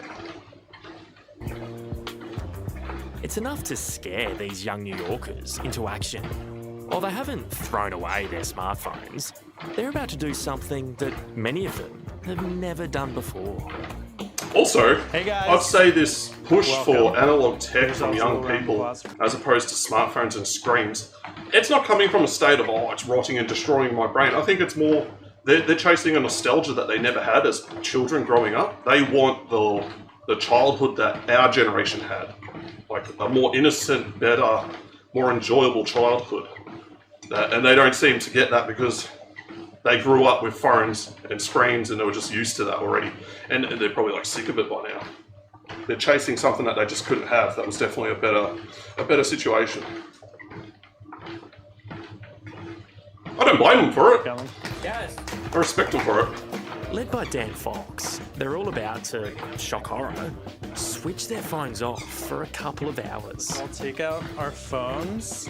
You just Challenge click and for hold the some button. was even knowing how to do that. Wait, what buttons do you have down again to turn off? Volume up, volume down, hold the timer. Okay, everyone ready? 3, 2, 1, turn it off. Rather theatrically, they're not only turned off, now they're going up to the Stick top. me in a Faraday cage. They're gathered and dumped in another room, just in case anyone tries to sneakily check their messages. This probably is like $10,000 of phones. And if anybody has a second phone, What was your experience with digital dementia, brain rot, brain fog? when I was on the smartphone and social media a lot, I feel like my memory was worse and I was grasping for words and vocabulary. I couldn't quite remember anecdotes that I I mean, I get that in the too. I pocket struggle normally. picking up words It and was- remembering things and phrases that should be common. I think that's, again, like if you just don't say it that often, you're going to lose access to In the it. modern world, the tech brings all the stress that you used to get from the land phone, visits, etc. So if you just ditch it now, people don't stress you out by the old world means. They just write you off. Yeah, we would just put the phone off the hook. Someone keeps bothering you, all the telemarketers, just phone off the hook during dinner. No worries, don't worry about it. These days, everything is vying for your attention. They're building products that are designed to suck you into like their own social network or their own subscription service or Ozzy some Dennis crap like said, that. That happens to me, but I'm 45 and premenopausal. I'm expected to be a bit crazy at this stage. I see it sort of the same way that you learn a language. Familiarity of using the language will just make it easier to grasp words that you use frequently. You build on those neural links in your head. And it's the same with just regular terms that you know for your own language, or anecdotes, or just like facts and figures that you've got stored in your head. They're still there, but you haven't accessed them for a while, so they're just difficult to grab and pull up. Like, it happens to me all the time. And, you know, I just wait a little bit and think about it, and I can get it. But the other thing is, like, we're used to seeing highly edited content. We're used to seeing people, you know, they cut all the crap out, they cut all the pauses out. You only see people speaking very eloquently. They're reading off teleprompters, they know what they're saying, they're very well put together. That's not normal. Most people don't talk like that. And I've noticed this in myself as well. Like, I'm the sort of person that when I talk, I kind of buffer what I'm about to say in my head first, then I'll say it. And it can be difficult to go from that method of speaking to like a continuous long paragraph. I get what it's saying, because I will Google things I'm struggling to remember, rather than just struggle. I don't do that. I like the struggle. I like figuring it out myself. It's like if you're trying to remember a movie title or an actor name. I like the mental puzzle of solving it myself, which is stupid because yeah, you've got a phone, you can just access the info right away. But then you don't get the see, it's happening right now. That word I'm looking for. You don't get like the payoff of figuring it out yourself.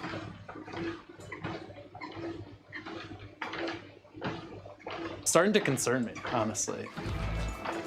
While being without their phone for a few hours is a healthy novelty for most here, Dan this is just a chose to hipster. give his smartphone up altogether, and he's encouraging this group to wind back the I've actually got a typewriter. I've got one like right down there, and it's a really nice one too. It's mechanical, and they're crazy to type on because the keys are so hard to type. You can type fast, but the keys will jam. So typing with a typewriter versus a computer, very different situation. But it's fun to use sometimes. I remember I used to use typewriters making projects when I was like grade 1 and 2. They're able to read for an hour, 2 hours, and typically that's not possible because they have a phone within reach. We're sold this fear that maybe we'll miss this emergency phone call or this. Nah, you get inundated with so many notifications and shit. Like, you're just numb to it. You're just like, oh, it's just another telemarketer. Oh, it's just another spam email. Doesn't matter. It doesn't happen. Lucy, street map. We heading the right way? Up next, can we really do without our smartphones? I would love to get a digital typewriter. You know, the little ball ones that spin around and they're controlled by motors, but you still type it. I reckon those are sick. Because there's no speed limit to how fast you can type. Oh, what? Whereas actual typewriter, you're mechanically limited. 1 second. Ozzy Danny said, I remember the first time they taught us to type on a PC. I went so much faster. Yeah, so you already knew the layout from the typewriter. I was two-finger typer until we did like exercises at school. At 46, and then I got quick. Jessica Elefante believes she's one of the first true sufferers of digital dementia. It started back when she arrived in New York in her 20s, dreaming of making it big. I was that type of person who just was working, running meeting to meeting, not taking lunches. At the time, it was the birth of social media, and as a marketing guru, Jess was on her phone and laptop constantly. So next thing you know, I was setting up these profiles for these businesses, and then So she was an early social media a Facebook manager. page for. I remember when all these jobs started popping up, and because they were listed in like web development jobs, and I saw it and I'm like, this isn't a real job. Like, what skill set am I going to learn by going for this type of a career? Like learning how to manage social media? Like anyone can do that. Like it doesn't use code. You don't have to know anything about graphics manipulation. You don't have to know anything about the servers or optimization or anything like that. So I felt like those jobs were like beneath me. But looking back on it, I think I was right. Because the pay that they did for these jobs was also very low. Whereas an actual web developer, web designer got paid a lot better. More marketing job than coding. It is. There's basically no coding. You don't even need to know markup to be a social media manager. And that's the type of role that this lady would have had. Like she said, she set up like pages, like probably Facebook pages for clients, and then she'd run them.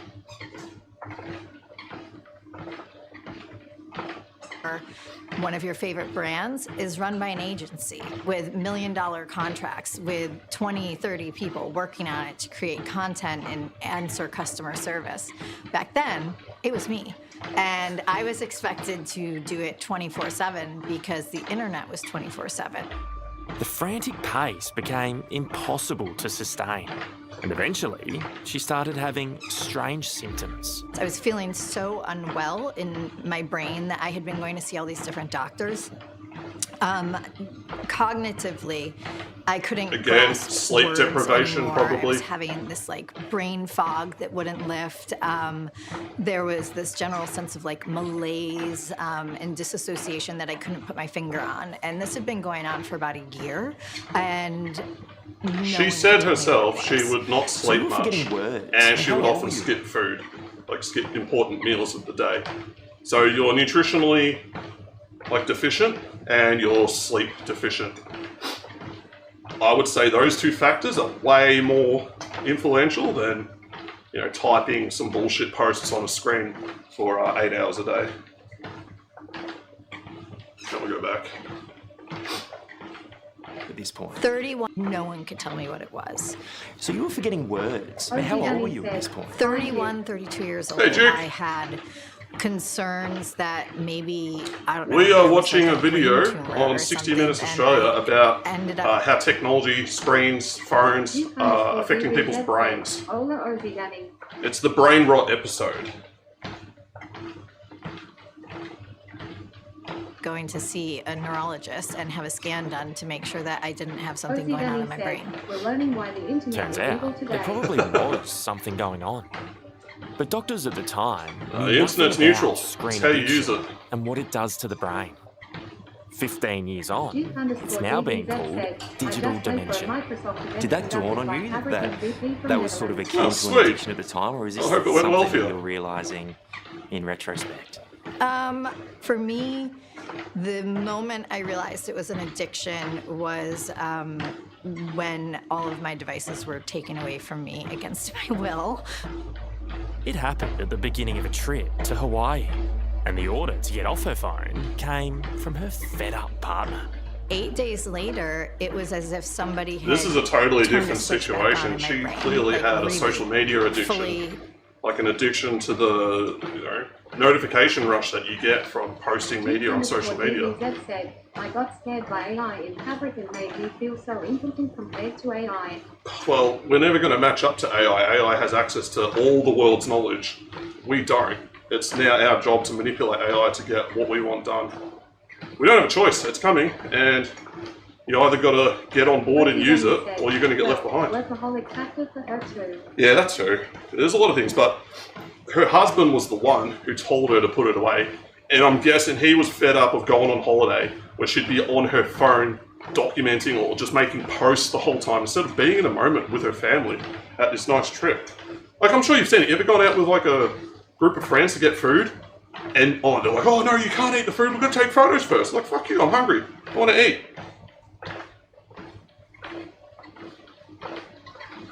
The brain that I had, loved and known my whole life was back. What was that point, that light bulb moment where you've gone, oh dear? I woke up without an alarm. It was Yeah, like after all one of my day? senses had been turned up to 100. Like I just became hyper. Oh, aware you're one of the them. sheets fell.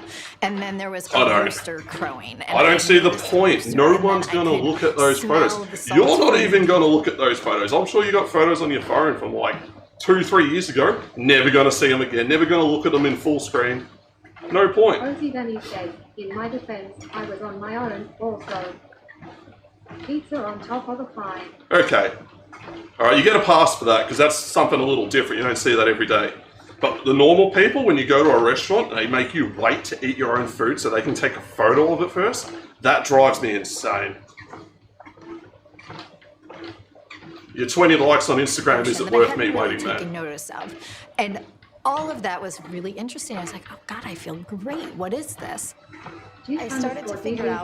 13 years on, Jess knows exactly what it was. And the only thing that was different was my use of technology. And she's now an anti-device Yeah, but that's- campaigner. I am the co-leader. That's something that you haven't done of your own volition. You didn't make that decision to bring that up. Like an algorithm brought that up for you. That's like the agency of what you view historically has been taken away from you. on Discord. My food pic. Yeah, I actually want to check it out. I'm a hypocrite. Now I'm interested. Now I want to see the food pic. But if you're out at a restaurant and someone's taking a picture of like spaghetti bolognese or some bullshit, like, man, don't waste my time. It's not worth taking those photos. Just taken her a long way. Even helping to ban fines across New York in schools. But back when she went searching for the truth of what had happened to her, it was nowhere to be found. Cheers, I'll check that out I was later. with a bone. I was like, I think I know what this is, and I need to find anyone else. Yeah, who my phone can just corroborate brought it up. this. And so I started looking, into any research. There's nothing. There's basically nothing. Jess is now devoting her time to telling the world that excessive screen use is shrinking our brains. Appropriately, for her latest educational campaign, Mapping Humanity, she's But I chosen guarantee pen you, and she paper markets over a digitally. laptop. There is no way she's bringing these people in with pen and paper, with like little posters up on I used signposts. to be a food reviewer and would do it in the past, and now I don't do it. No more calls yet. It doesn't make too much sense. Yeah, if you're a food reviewer for like an established media, like that's part of the job. You have to do it. That'd be like me being critical at photographers for taking food pics to be used in menus and like online menus and social media and stuff. Like, that's not what I'm talking about. I'm talking about like when you're out with a group of friends and they stop you from eating your own food so they can get a photo of it. Or they they want everyone to get their photos of the food first before you can eat. And like, what's the point? You're going to get maybe 10, 15 likes on Instagram, and then that's it. Like, no one cares. Actually, if you look at your Instagram feed, pay attention to just how much of it is like food photos and stuff like that. It's like this pointless stuff that you just don't need to see.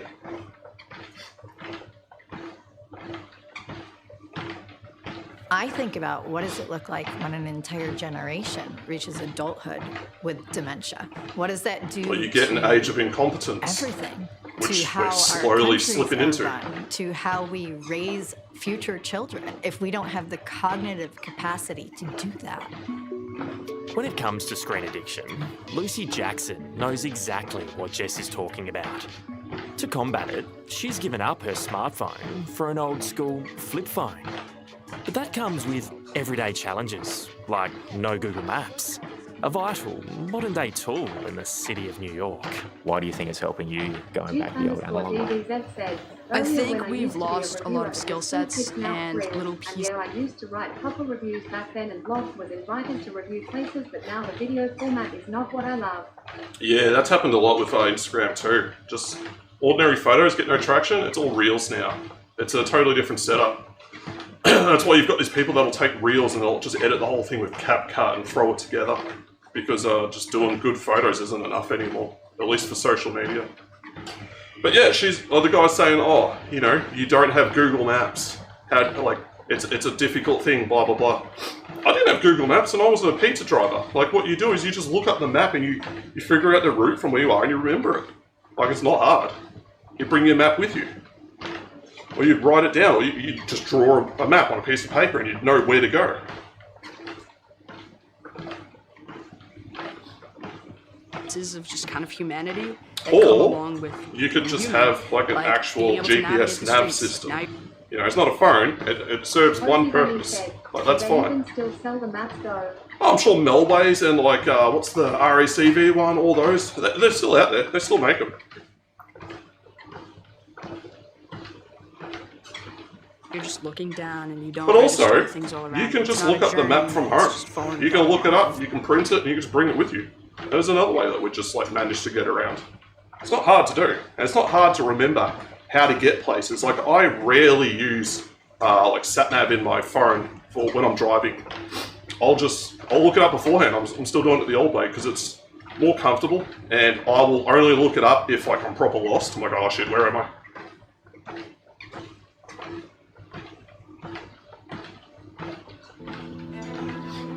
So without access to a Maps app on her phone, we put Lucy to the test to get us to the local library. But it's not easy. To start with, physical Yeah, just street use Google maps Maps on a computer. are almost extinct. This is clearly a train map. You're going to get us around Yeah. the city using a train map. How are you going to do that? Well, I know about where we are. Rosie Denny said, Are we I going to had get to lost? figure it out No, today. I don't think so. Where hospital exited me. This is how using Lucy Google Maps tries to get early. around every day. Yeah, it doesn't have everything in there. 95. And it'll often take you on weird I'm pretty routes sure. that I'm don't trying make not to make it too sense. cold. Okay. If you just figure it out There's no yourself, you question can get a more it direct takes longer path. to get anywhere. Lucy, street map. Let's There we check. go. There we go. We heading the right way? Okay, yeah, we just passed Grand. It's like maps everywhere. Which means. It's just lost. Oh, what? 1 second. While most of us don't have time to do this because Google Maps is more convenient, for Lucy, it's not just fun, it's important. And I think we're going this way. Okay. Well, we want 380, so how do we know? So that's 464 and It's that's easy, you just look at 462, so I'm two guessing places, it's you look down which way the numbers are going, boom, go that way. She Easy. wants to use her own brain to get around. And if it means not relying on technology, It's not worth the hassle, there's quicker, easier ways to do this. I would say this is taking it to the extreme. Using your phone as navigation is not brain rot. It's just a convenient way to get around. Using your phone to entertain yourself for hours on end while swiping through like short videos that your brain will never retain, that's where the problem comes from.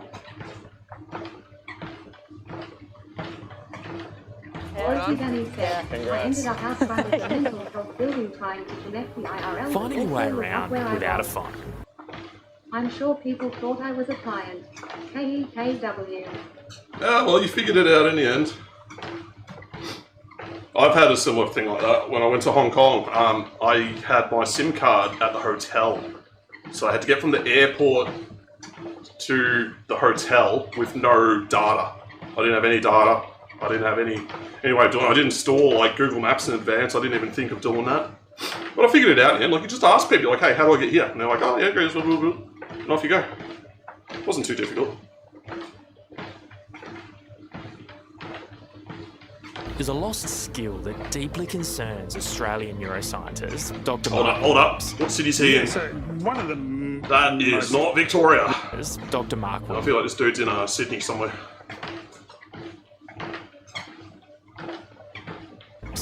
Yeah, so one of the most readily known areas is the Parapicampa Place area, and that's an area which is involved in our map formation and getting us around the world, which is... Yeah, that's my feeling. And it basically is getting smaller in individuals. It's probably Brizzy, because the Sydney have the double-decker trains. Google Maps and so on regularly. Because they're not using it, those areas are actually getting smaller. Because parts of the brain we're not using for tasks Right. are shrinking. Are shrinking, yeah, which is Oh, very similar. it's Alzheimer's again. Sophie Dunning said, the degree of things all covering the After river the makes me break, think bread. a mother's greatest fear. Yeah, it probably is I'm gonna Brizzy. be caring for my son before he's caring for me. I wonder what effect this program's had on like the parents that have watched it. Like, how many people have viewed this? Does it say? Like, are people going to flip out and like take their phones off their kids and stuff now? Probably not. But, can I scroll down? Oh, it's got a fair number of views. Like nearly what, 627,000. So it's got some good coverage. But is it gonna like change the way parents think about this sort of stuff? I don't know. They're just as addicted to phones as kids are.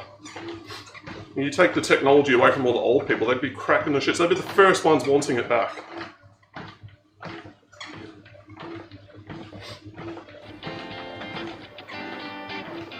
Do you ever feel like you're using it a little bit too much, or? Yes. Yeah, definitely. In the middle of Manhattan, a small grassroots campaign Sophie has Dunning begun. said, "Speaking of real 25-year-old world, Nick Plant my cat is is definitely addicted to a this man new on a cat. mission. No worries. If you think Feed that that you're on cat. your phone too much. Trying to convert everyone I'm getting hungry It's too. not I'm gonna enough grab just some to, like, dinner put after your this. phone down or like delete social media. to give up their phones. Like most young adults today, Nick got his first smartphone early. He was only 11. I was one of the first people in my class on Instagram. It was too Snapchat, young for and I those. They remember have an telling age all my limit. Classmates, you gotta get on here. And now I'm literally standing in the park telling people, you should actually get off these things. Nick's complete reversal happened 3 years ago. He shunned technology entirely, instead buying an old-fashioned phone with no internet. With the latest research suggesting excessive screen use shrinks the brain, Nick is glad he made the life-changing decision.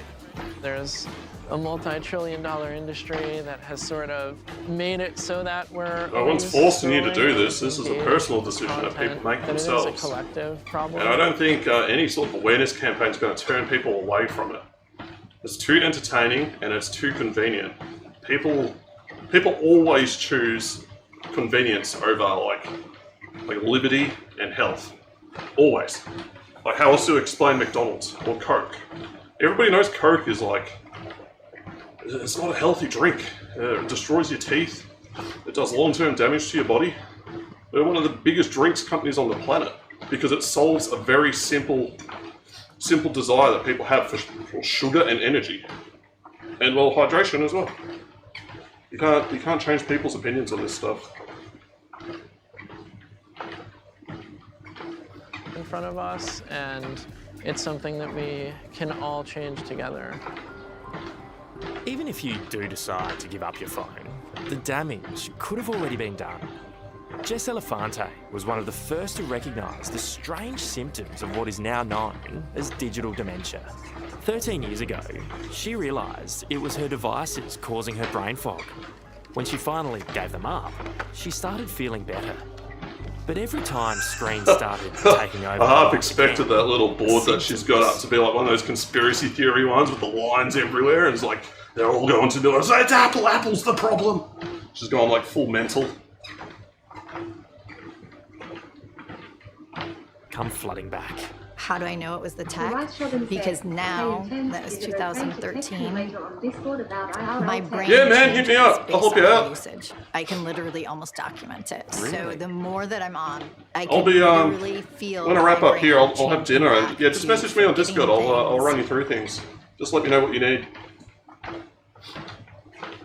The Right Shogun said, "Cool." Being not of this space is kind of how I describe it. It's like you're here but you're not here.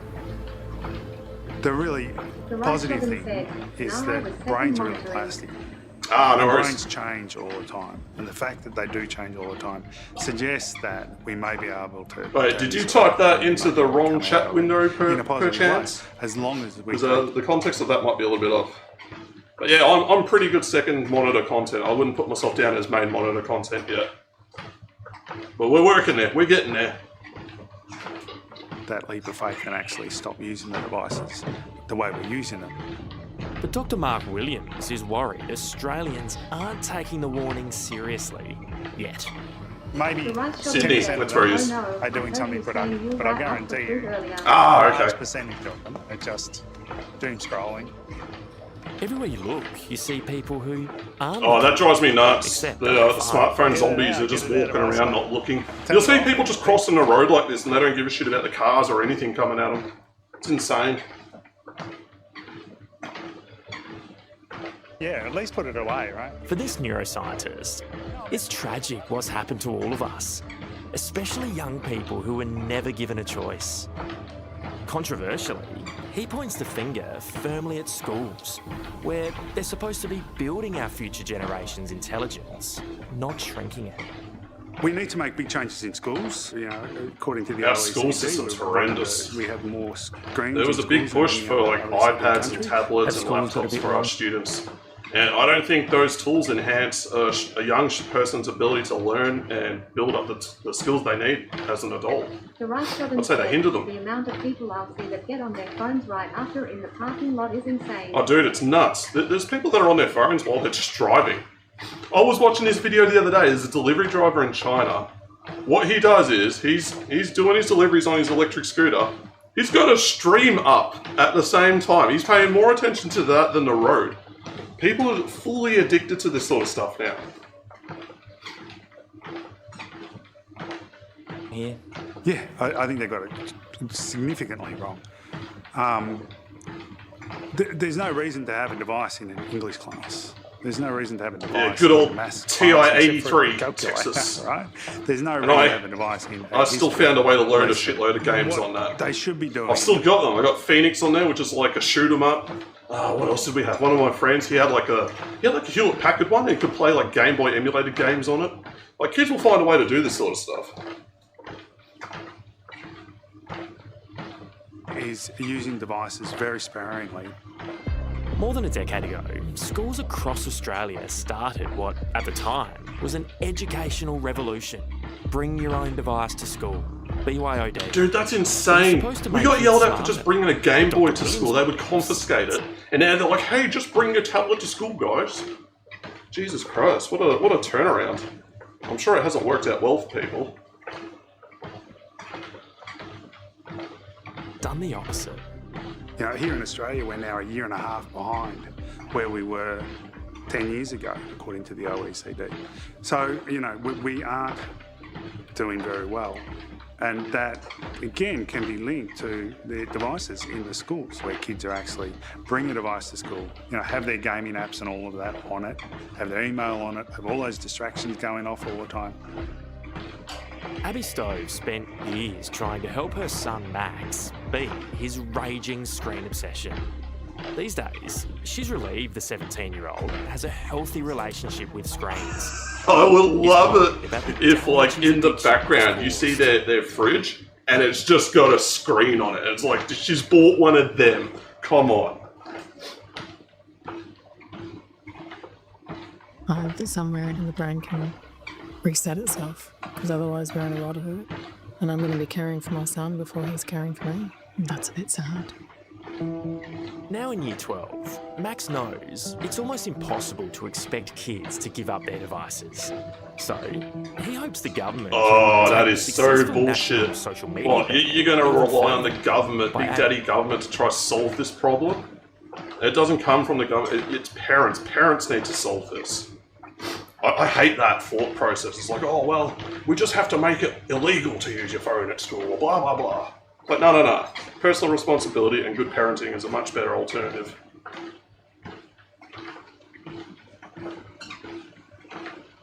New explicit No one's going to care about the warnings warnings. They'll just use it. It's like cigarettes. Brain-crippling dangers. There wasn't any disclaimer right before you turn on a game saying, hey, this might cause dementia later on in your life. I actually think that right when you boot the game up, right before anything happens, there needs to be an actual warning. Your kids are just going to find the one that's like, it does the most dementia. They're gonna sort games by maximum dimension. Like, this is the one you want to play. I'd say right now, it's probably that Densha Attack game. Yeah, his solution is horrible. Would you have cared? I wouldn't. If a game had like a warning on it, I'm like, I felt like it was stupid when they put the seizure warnings on games. It's like, I didn't care. Just let me play the game. I know what I'm doing. There it is. Yeah, how effective was that? Literally made no difference. Before playing a game. Bro, Dr. Mark Williams, how many screens have you got, Mark mate? Williams agrees. The government... Yeah, we got screen. That looks like a mirror. Maybe another screen. And that looks like another mirror. So this dude he's flicked them all. I guess the producers are like, well, turn everything on. It just makes the shot look better. But this dude's like at work and he's surrounded by like 7 screens. He's telling people, hey, don't use screens so much, guys. It's bad for you.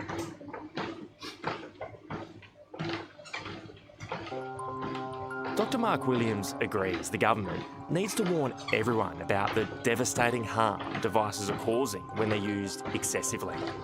His advice is it's time for a monumental That's never going to happen, mate. back to the way it used to be. Not just for the sake of nostalgia, but for our own future. I would say the devices are creating a situation, are designed in a way to stop us from socialising. And the number one thing that actually uses more of our brain than anything else we can do. That's funny, because I'm sure you all remember when the internet started picking up pace in the early 2000s. Computers and phones as well later on were all pushed as devices to enhance communication. They're a way to connect to people all over the place. And you're saying it's the exact opposite, like we don't do that. I think what's happened is, yes, it's made connecting with people far easier, but the connections that you make with those people, they're not as deep and in depth as they would be with like a real life person. So you've got like a more convenient, easier type of social situation versus like one where you have to make sacrifices to keep that social relationship going. We form shallow connections. Yeah, exactly. And it's like, that's why ghosting culture is a thing. Like, if you say the wrong thing or you get pigeonholed into like a certain group, people just ghost you. There's like, oh, that's it, we're done, see ya. As opposed, like, you can't do that with a real friend group because you're friends with, like, you might not be friends with everybody in the group. You'll be friends with like a few of the people in the group. And there'll be people in the group that you don't like, but you got to learn to deal with those people. You got to learn to handle those people. And it's just part of learning how to fit into society at large. You go to a job, you're not going to be friends with everyone there. There's going to be people that you don't like. You got to learn how to deal with this. And I think a reliance of socializing through digital devices has stripped that skill set away from a whole generation of people. So difficult to do. And we're the only species that have evolved the ability to do what we do, right? So we're undoing what got us to the top of the food chain to begin with. Exactly. Just socialising, just spending time with people you trust on a regular basis and chatting and doing those things will decrease the likelihood of you getting neurodegenerative diseases. So that brings up another issue. Where are people going to do that? Because everything is so expensive. It's very difficult for people just to hang out with other people now. You can't just like organise ad hoc to meet up with your friends anymore.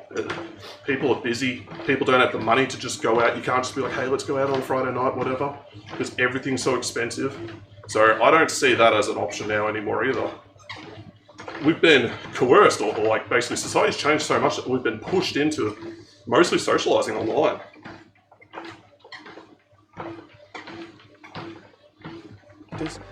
So it's so rewarding for us. It's almost a luxury, And it being able to exercises hang out our with your friends in brains, so person it's as opposed to healthier for online. longer.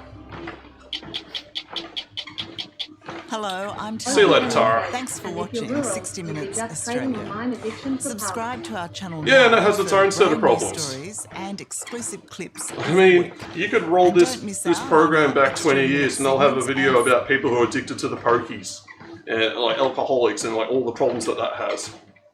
There's always going to be some sort of societal problem. I think, yeah, I still maintain the best way to deal with it is you need responsible parents that know the harms of this stuff. They don't just use the device as an easy way out of raising their kids. And yeah, just teach your kids how to do this stuff properly. Don't just offload your parenting to a digital device. But that's asking too much. Oh fuck yes, Neil the Seal. Of 60 Minutes on 9now.com.au and the 9 Now app. Oh, you get all the good stuff. Drugs, alcohol, or pokies. No, there'd be other things you can do up there, like surfing would be a big thing up there. Hiking would be like a big thing up there. Like small sport, like local sports as well would be a big thing. But yeah, I know what it's like a regional town, you're limited in your options. You don't have the same options that you're going to get in a city. It's just how, it's one of the benefits of living in a big city is you've got so many more options for that sort of stuff. So yeah, I can see digital taking... Ozzy Danny said, no surfing up here unless there's a cyclone. Oh, for real? Like it's just too dangerous, like all the jellyfish and crocs and stuff? Or you just don't get waves? Because you got some great beaches up there. I'd imagine there'd be like quite a few good spots to go surfing, or boogie boarding, or just hanging out at the beach. Oh, jeez. Ozzy Danny said, like, there's no waves. Damn, that sucks. So you got this nice beach, but you can't use it for anything. It's a shame. Alright, so this will be the last video because my legs are getting a bit tired. Been at this for like, what, 2 hours and 12 minutes. Yeah, so why Japan is weak in software, what happened to the tech superpower. Now this fascinates me because Japan were cutting edge up until about basically when the smartphone came out. Then they fell behind and they've never recovered. Huge waves on the Great Barrier Reef. Yeah, that's true. I guess the reefs just sort of like strip or cut down the waves. They just can't make it in. Oh, that's what reefs do. They protect inland as well.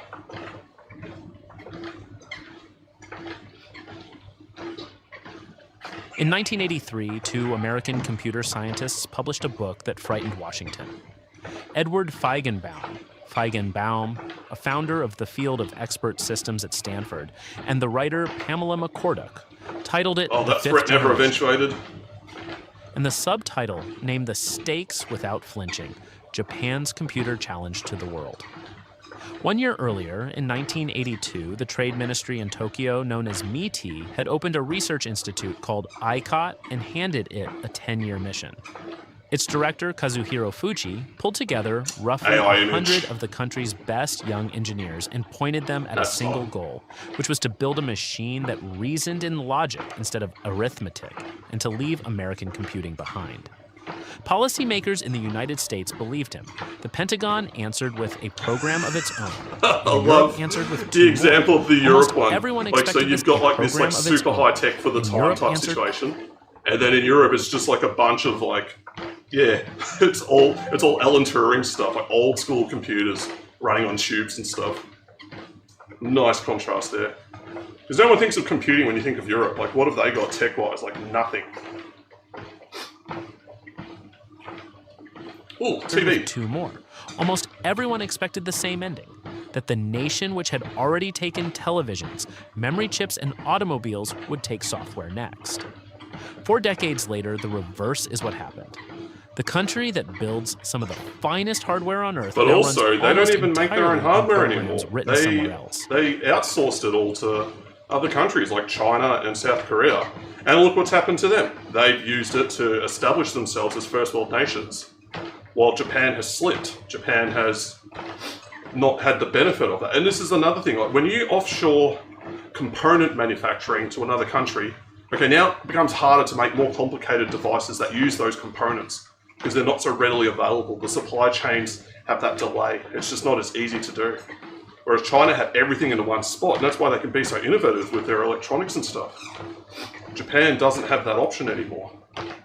That's why they're losing in every established domain that they had in the 80s and the 90s. And the reason for that is not the reason most people give. You worked through this era, so you remember the shape of it. The mainframe in your machine room might have carried a Fujitsu or a Hitachi nameplate, built to run the same workloads as an IBM System 370, often faster and for less money. Chips inside your terminals and your test gear came out of Japanese fabrication. Japan don't fabricate hardly any chips anymore. It's almost all done in Taiwan. China make their own stuff, Taiwan do it, and America, I believe they have some fabs, but they're investing in building more. Whereas Japan used to have heaps. They were the go-to ones. They almost put Intel out of business. They were fabricating their own memory chips, cheaper and better than Intel could, and that's what pushed Intel to move into CPU manufacturing as opposed to memory chip manufacturing in the 80s. And on price. And the trade friction that produced filled the business pages for a decade. Your oscilloscope, your logic analyzer, your fax machine, every one of them reflected a manufacturing culture that treated a defect rate of 1 in 10,000 as a disgrace. And yet the operating system booting on your desk was American. The database holding your records was American. Spreadsheets, compilers, word processors. The network stack, nearly every layer you actually typed into came from a company in California, in Washington State, or in Massachusetts. Perhaps you visited a Japanese software operation in those years and walked out impressed. The discipline was genuine. Code reviews ran on a calendar, defect counts were logged by hand and studied. Reused libraries were cataloged and enforced across whole buildings full of programmers working in coordinated shifts. Floor layouts resembled an assembly area, with desks arranged by stage of the work, designed feeding, coding, feeding, test. People who toured those rooms in the 1980s went home and warned their managers that the Japanese had learned to manufacture software the way they manufactured That's a long way for him to cars, swim. and that lone American programmers. I haven't even been paying attention to Neil the Seal. I know people talk about him, and he was like the hype thing for a bit. But yeah, I saw like one clip on Daily Dose of Internet videos. I saw him like crush a fence. And I don't know anything else about it. But really, it's just a big seal. And I hope they don't like want to cull him or anything. I hope they just like, I don't know, like hit him with a tranquilizer dart and put him where he's meant to be. American boardrooms was real, and trade negotiators flew to Tokyo to argue over chips and market access. You could feel the asymmetry inside your own building. The machines on the floor kept improving, while the value of any system kept shifting toward the programs that ran on them, and those programs kept arriving from abroad. Consider where the money actually sat in your own projects. Hardware had a price list. Software was the line item a vendor waved away to help sell the machine, or a custom job your systems house billed by the head. Oh man, Microsoft Nobody works. in I the never purchasing even used department that. imagined a program as a product written. Last I checked, he went back to sea at the moment. Yeah, I hope they're kind to, like, you can't do that to something that's like an internet culture sensation. Wildlife people use the addictive internet to research for damn seals. Yeah, I hope it doesn't turn into like Harambe 2.0. That would just be horrific. maybe that's what's going to happen. Neil the Seal is like about to crush some kid and they've got to take him out. A million times. And in Japan, that assumption ran deeper than it did anywhere on Earth. For a stretch of the 1980s, the assumption ran deep. Yeah, I mean, the people that they've got trying to manage him, like, they don't know. They're not trained to handle animals like that. But yeah, I was going to say, this is Shinjuku, like you can tell by this building here. The best building in Shinjuku, with that cool sort of like ramped curve base to it.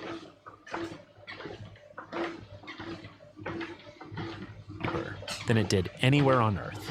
For a stretch of the 1980s, the case for Japanese software supremacy looked airtight. Michael Cusimano, an MIT researcher fluent in Japanese, spent years inside these operations and published the definitive study in 1991, titling it A Challenge to American Management. He documented enormous organized software factories at Hitachi, at Toshiba, at NEC, and at Fujitsu, places where thousands of engineers built systems under standardized processes, shared tooling, and But they quality were only control manufacturing and straight from designing the the production hardware. floor. They weren't touching software at all, which is an entirely different beast. It's totally different methodology that you need to be able to produce that. The numbers behind the factories were striking. As of 1986, by his accounting, about 94% of the software sold in Japan was wholly or partly custom built. Japanese firms had ridden compatible mainframes into real strength during the 1970s, selling machines that matched IBM workloads at a lower price. This is also an issue too, because then you don't have any standardization. You've got like Hitachi, they've got their own software, and then you've got Fujitsu, and they've got their own, and they don't talk to each other. So you're locked into one thing, and that's what the Americans did. They standardized things so that, hey, look, any system will work with this set of software. So it didn't matter so much. Definitely more appealing. Government layered ambition on top. Under Fuji, the fifth-generation effort was projected to cost hundreds of millions of dollars across its decade. And by the time it closed in 1992, it had spent roughly 54 billion yen on custom processors and an operating system written in a logic language descended from Prolog. Engineers there built 5 parallel inference machines, one of them wiring together 512 processors, hardware genuinely ahead of its moment. The West took the threat seriously enough to reply in kind. America launched a strategic computing program. At the Pentagon, funded near $1 billion over a decade, Europe started its own large research effort, and Britain ran a GPT 5.0 and not Copilot. Yeah, it wouldn't surprise me. They're not the first ones to do that either. Apple are doing the same thing. Apple have signed a deal with Google to use Gemini to power the AI on their phones. It's kind of crazy that these giant, wealthy companies couldn't develop their own systems, and they've had to outsource it to other people. Like, Apple had a huge cash reserve to deploy and develop and build AI on, and they failed. It's like no matter how much money they threw at the problem, they couldn't solve it. They've had to go with another company. But also, I think these bespoke AI, like these paywalled AI systems, I don't think that's the future. I think the future is people are going to be running their own models locally. You'll have your own server locally at home with a powerful GPU in it, and you'll just run the queries and stuff through that, and then you'll give it web access, and it'll be close to, or nearly as good as these data center setups. Slower, true, but you've got full control. National push. Measured by total software revenue, Japan would become these and forecasts are remains way off. second only to the United States, and this in the world's third largest economy. Its embedded just a lathe. software earned a global reputation for low defect rates in machine tools, in robots, and in engine controllers. Independent surveys of the period even ranked Japanese projects above American ones on defects shipped and on raw coding output. Kusumano would later call the result the puzzle of Japanese software, strong process bolted to weak products. Every signal a careful observer could read in 1990 pointed the same direction. The factories larger and more disciplined than anything in California. The engineering talent deep, the capital. Yeah, there was a real... The forecast You can see this in a lot of 1980s and early 90s media. There was a real fear of Japan becoming economically number one. Just grabbing the open source and doing something. That way all your conversations aren't being logged by. Yeah, exactly. I think that's the best way to do it. Like PewDiePie, he took an existing model and made it his own. That is a bit far in not there yet. Anyway, OpenAI bought all memory chips for 2 years. That has led to increase in price of all tech now. Yeah, they're driving up like hard drives, GPUs, or just like GPU chips, memory, all that stuff. And the rest of us have to suffer. Fear of Asia in general. You see that fear in the sci-fi of the 80s and 90s too. Yeah, I love that aspect of those movies though. It's like a what if future, you know? And the way they projected ahead was really cool. Just made it really interesting. And we don't have that anymore. There was a brief fear of China, and now that seems to be gone. Most people don't seem to care that much. It's like that whole media aspect is not being pushed anymore. Danny said, If you look at those classic cyberpunks, the evil corporate empire was always Japanese. Yeah, because that was like the future. That's the future they were projecting ahead. And Japan, well, Tokyo specifically, was the most futuristic city at the time. Not so much anymore. They're kind of stuck in the 90s. But it was a genuine fear back then. Because the Japanese bubble was pushing them up so quick and so fast. They had so much money, they were able to buy up so many American companies and land. The fear was real. The Iran thing didn't end, will it ever end? Oh, I'm not going to go into like Iranian politics on here. You know, I'm more concerned with the oil reserves. Everybody is going to be struggling. Like, you'll see it in about a couple of months. But yeah, we're not going to worry about that right now. Look closely at how money moved through this industry because the structure is Cool visible looking in building. the cash flows. A Japanese company that wanted a system did not shop for a packaged product on a shelf.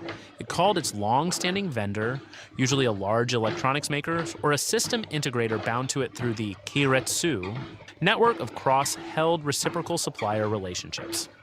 That integrator wrote a one-of-a-kind system to fit the client's exact internal procedures, then build. See, that's the problem. They built for a specific use case, which only benefits that one person, rather than building something for them that can be applied to other industries. You've got just like a piece of software that's, you know, useful while they're still using your stuff, and then when it's obsolete, well, now it's complete waste. All the effort is just, yeah, okay, you got paid for it, but you didn't build like a long-standing product that you can continue to sell to other people. Of subcontractors, each tier cheaper than the one above, each writing a slice of code to order. The arrangement leaned hard on a customer's king habit, where the integrator built what the client asked for, rather than challenging a weak request, because doing so still produced a billable contract. So even Corporate if like the buyers client stayed wants thin something on that's in-house stupid and technology pointless, they're just like, we can make money on it, let's do it. So they often could not say clearly what they needed. And as late as 2008, only 30 to 40% of large Japanese firms even employed a full-time chief information officer. The economics of all this show up in figures that barely moved across decades. In 2012, custom development still accounted for roughly 86% of Japanese software sales, while genuine software products made up only 14%, and system integrators captured about 64% of that custom work. Within that small product slice, video games alone made up a large share, which meant the horizontal business software that scales across thousands of buyers was smaller still. The talent followed the money into the same channel. Around 75% of Japan's technical software workforce sat inside these service firms and their subcontracting tiers, against 29% in the United States. Spending told the same story. In 2007, Japanese private firms invested about 1% of revenue in information technology, while American firms in 2008 invested more than 4%. Companies bought a system once and kept it running for an average of 17 well and truly out of years date by by the then. Trade Ministry's own measure. And by 2010, But to be fair, like, as that's much something as that's been happening 80% for a long of the time. Japanese technology My budget. dad used to fix these knitting machines in fields in Melbourne, and they ran on punch cards. There were these big German machines that ran on punch cards. And a punch card is just like a card with holes in it, and that's the program that runs the machine. And those machines would have been like 50, 60 years old, because his dad also worked fixing those exact same machines. It was like an inherited side hustle job that he was able to pick up. So yeah, these companies, like, they don't want to reinvest in brand new tech all the time. They just want to use what they've got and milk it till it's dead.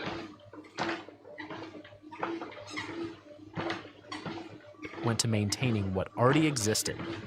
Money entered software through a single door, the bespoke contract, and almost none of it flowed toward building something to sell many times over. The usual explanation for all of this is cultural and linguistic, and it is the part of the story that needs the most pushback. People say Japanese engineers struggled with English, the working language of global software and open source collaboration. They point to weak university computer science, to a shortage of risk-taking, to a national temperament Most of the knowledge regarding this was over the all lone inventor. in English. That's where all the action was happening. And if you can't read or understand the language, very few people are going to be able to get that across, translate it across. You're kind of isolated and left behind. You're just constantly playing catch-up.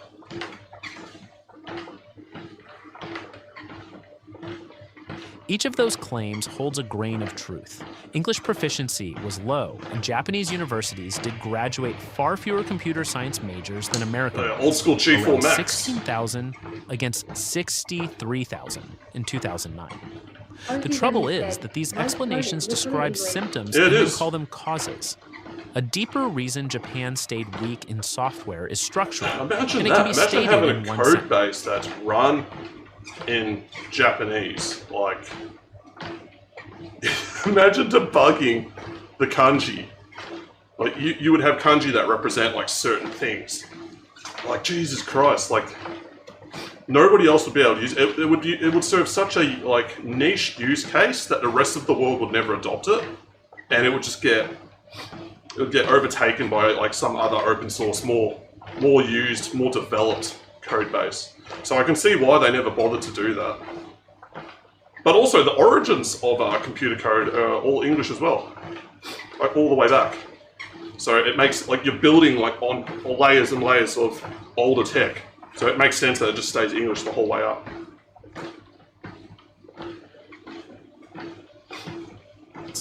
Software in Japan was never allowed to become a product. Every institution surrounding it pushed in the opposite direction. The Keiretsu contract rewarded a vendor for customizing a system to one client, not for generalizing it for thousands. Its subcontracting pyramid they're focused on the delivery client on cost, rather than schedule, a global and defect client. count, which are the right targets for building hardware and the wrong targets for inventing a product.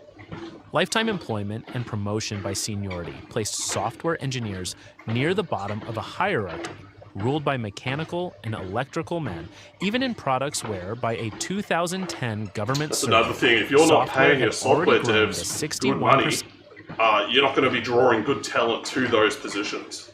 They're going to go where the other positions are, which was like electrical engineering or just general engineering and any other parts that are needed to build a system.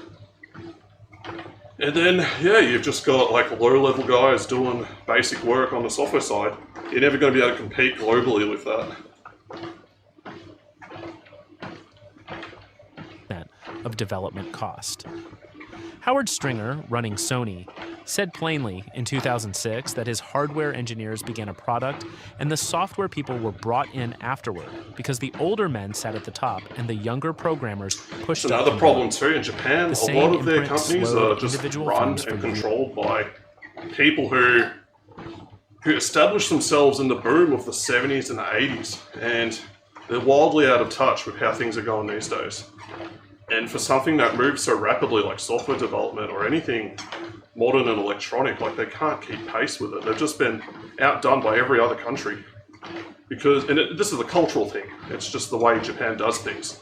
But it's left them vulnerable, and yeah, their markets are suffering, and or their economy's starting to show it now too. And it makes you wonder, like, how long can they hold these cultural ideals in the face of, well, you know, increasing poverty and declining GDP across the nation? Years at a time. Ricoh shipped its first digital multifunction printer in 1987, treating the code as trivial. And only around 2001 did it finally build a model in which software design drove the whole product architecture, a learning process that ran the better part of a decade and a half. National ideology reinforced the pattern. The cult of monozukuri, the celebrated Japanese spirit of making physical things, became formal policy through a 1999 law and a government manufacturing white mandating paper of more an than entire 300 pages. Corporate ideology through law is insane, because you know you're going to get blindsided, which they did. But, you know, I don't know. I'd have to look into how that was done. Maybe it's just like a small thing. Maybe it's like an encouragement law as opposed to like you cannot focus on this.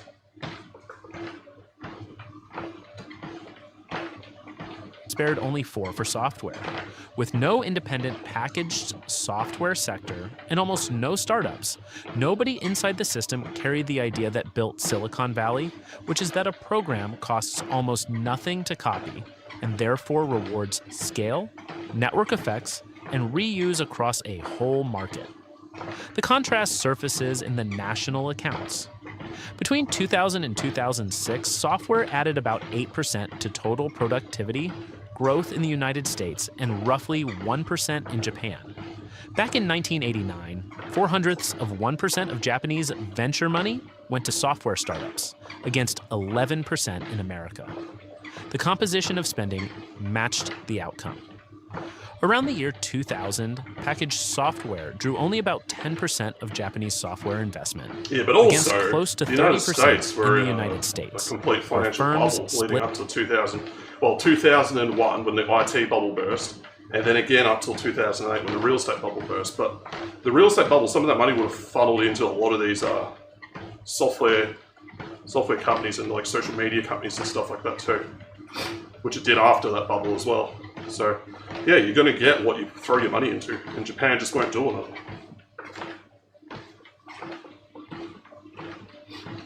Their money more evenly between buying products, paying others to build, and writing for their own use.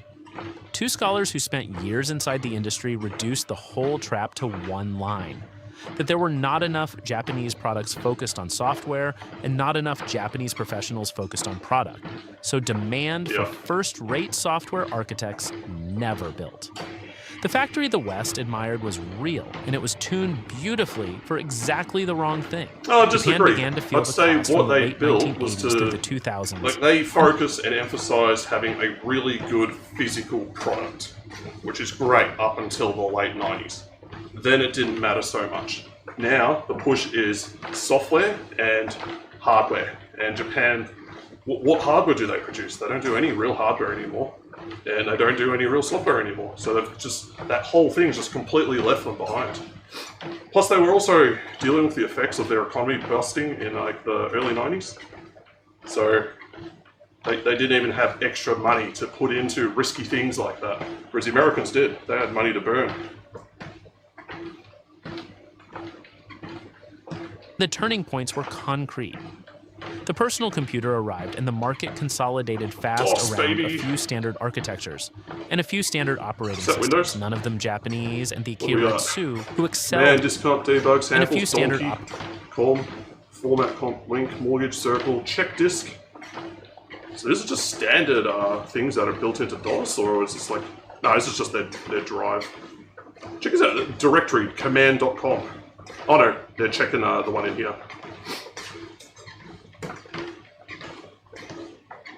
operating systems, none of them Japanese, and the Keiretsu, who excelled at custom mainframe work, were unprepared for a product sold the same way to everyone.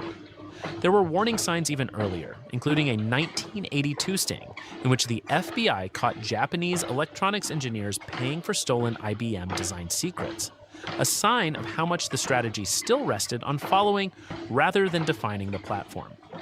The fifth generation program closed in 1992, having bet a decade on logic programming and special inference hardware. Just as cheap commodity and microprocessors, the C language, and Unix swept the field. And then the internet that's another thing they couldn't have open predicted. standards the project had passed over. Machines from G's Fuji team were technically respectable and commercially stillborn, and several now sit behind glass in a Tokyo museum. What if it's real? Through the It's AI. 1990s, large Japanese firms cut costs by spinning their information technology departments off into subsidiaries, which thinned their in-house ability to even recognize a strong piece of software when it appeared. The motive was cost rather than strategy, since these firms still looked globally competitive and did not yet treat software as central to their future. Their enterprise software habits compounded the drift, since the few firms that adopted modern packages installed only a module or two and bent them to fit old procedures instead of changing how they worked. The damage showed in trade. By 2009, services made up only about 2% of Japan's information and communication technology exports at a moment when services were becoming the larger share of global value in the sector. Fell behind, they just could never The catch gap up. persisted into the present decade, and in 2023, Japan imported roughly $23.5 billion of digital services while exporting about $11.5 billion, a shortfall that widened as the world moved onto cloud platforms and software subscriptions owned overseas. Then the smartphone finished a parallel job on the consumer side, folding the camera, the game machine, and the music player into one device whose value lived in software. And the Japanese champions of each separate gadget best phones in watched the their world markets thin up out. until like 2007, 2000, sort of the mid 2000s. They had like flip phones that you could watch TV on, which was unheard of at the time, with like really good cameras on them as well. And then iPhone comes out and smartphones in general, and they just got sideswiped. It was just like, you can't compete with this. And they tried. They tried with Sony. Like this is a Sony, and I think it's a great phone. But the current ones that they're making, like, there's nothing special there. There's no major draw or a reason to have like a Japanese phone anymore. When other companies can just produce a similar phone, similar experience for a much cheaper price. And how can they do that? Well, they can do it because all the suppliers and everything are in one spot. They can just cut costs, whereas Japan can't do it. And they don't have the scale of economy to match China in that regard either.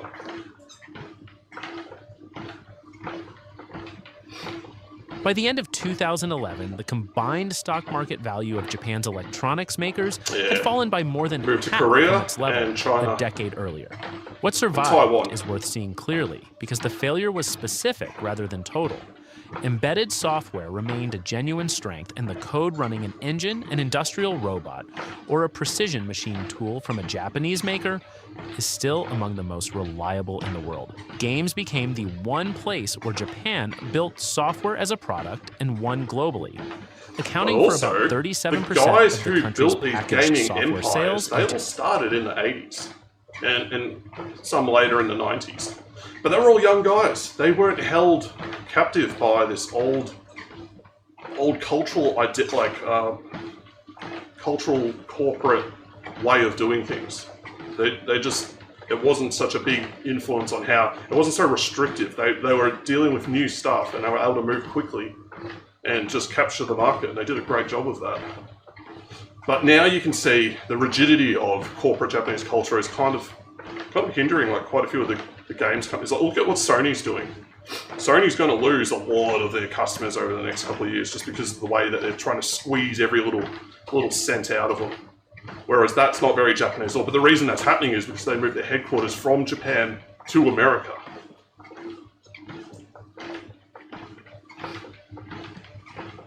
In 2012 and producing Nintendo and the PlayStation. Both of them Matt programs would love to get and his hands on one of these. So the CD drive must be at the front. And then I guess that little flap at the back is for the cartridges. And then it's got the inputs on the front as well, so you can hook it up to like, looks like a headphone jack. Or maybe it's just the inputs that go to the TV. But they would be on the back.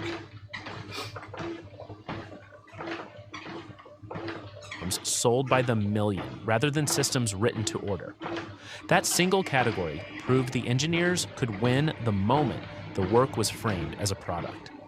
The fifth generation work left a real mark on the academic study of parallel logic programming, even though no business grew out of it. Those big system integrators the structure created, firms like Fujitsu, NEC, Hitachi, and NTT Data, are still among the largest software employers on the planet. Though their hold on locked-in corporate clients has begun to loosen as they're gonna cloud get eaten subscriptions alive let too, Japanese companies unless they do finally something about it. buy products instead of commissioning custom builds. A younger generation of Japanese firms now builds software products and sells them by subscription, which lets domestic companies step past the bespoke systems that held them for so long. One useful comparison sits just across the sea, where Samsung, starting from much the same hardware culture, deliberately bought foreign software firms and hired English-speaking engineers to break the old hierarchy. while Hitachi has lately rebuilt part of itself around a data services business rather than pure machinery. The contrast is instructive rather than comforting, since it shows the obstacle was never raw ability, but the set of incentives they just didn't value software decided where development. ability was sent. Engineers who staffed the software factories were never short on skill, and that was always the point. They were placed by every incentive around them in rooms where the job was to fit code to one customer rather than to imagine a product for everyone. You can still find their inheritance if you know where to look, in the quiet firmware of a Japanese car that simply Atari works, 2600. and in a game console under a television that runs without complaint for a decade. Walk into that Tokyo museum, and you can stand in front of a parallel inference machine that was built to make American software obsolete, now silent behind a pane of glass. The lesson it carries is not that Japan lacked engineers, because it never did. If you remember the software factory floor with its disciplined rows of programmers building one system at a time for one client, you are looking at the most capable software workforce nearly 2 of hours. its era, 10 aimed by its 9 own kilometers. institutions at the wrong target. I won't be Subscribe subscribing if you to want the your AI next channel. one of these. I'm going to save this one for another day. But this channel's got some great videos as well. This is one where we were watching the delivery driver, and I had a good one about like a Chinese TAFE university situation. Can't remember what they call them. We just call them TAFEs, but it was like where you learn how to do like basically trades and stuff. They're following around the students and seeing what their lives were like. Oh man, my legs are done. I think we're going to raid out while I could still walk away from the treadmill. So I'll have a look and see who else is on. If there's no one on, I'll just end it, because I'm really hungry. I want to get some dinner. Oh, my leg. You know what? Let's raid Gamer Fangirl. We haven't raided her for a while. I'm pretty sure Squall is doesn't have his raids on. He just wants to play. So he's cool with that. So I'll do it from my channel because it's the easiest way. Oh, I'm so hungry. We've got a roast chicken, so I'm going to absolutely murder that thing. Hang on. Where's my channel? We go here. I've got to get quicker at doing this. Too slow. Rosie Danny said, I was going to suggest Simi if you didn't have anyone. Yeah, good choice. There we go. It's Pendulum. Going to suggest Simi if Alright, let's you give her didn't a raid. /raid gamer fangirl. And raid message will be, I don't know. The walk is over. No, yeah, we've arrived at our destination. I like that. Rosie Danny said, GRL. Hang on, I'll type it in quickly. No, I. Oh, did I fuck it up? Yeah, my bad. Are we raiding the... I'll have to cancel it. Come on, laptop. Faster so I can get the cancel in. Yeah, that's it. It's just GRL. My bad. Raid. I've done that twice now, I think. Gamer fan girl. There we go. Yeah, I haven't got a raid command yet. I'm going to have to make one. There's a bunch of stuff I need to do on the OBS side of things and streamer bot. The But right I'll get shot around said, to it. Take care, mate. Catch Will you do, all man. later. I'll get onto your message soon. I've just got to grab dinner first and do a couple things. Let's see if I can quickly get a raid message in. Oh, I hate how sluggish this thing is. There we go. Rosie Danny said, the intense walking is over. Yeah, that's actually pretty good. I like that.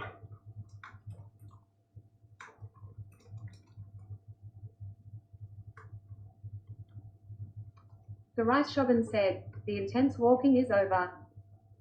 Did I get the second emoji in there? Ah, we'll just do that. That's good enough. Good raid message. Your brain's more switched on than mine is at the moment. I'm drained. But yeah, thanks for sticking around. I won't be doing a bike stream for a while. The weather's still pretty bad. But yeah, I'll queue up some more good videos and we'll do a couple more of these. And also, check out the YouTube channel. I'll be putting some more edited videos on there soon. So hopefully get one of them done tonight. I need to undo my audio. There we go, so I can hear it.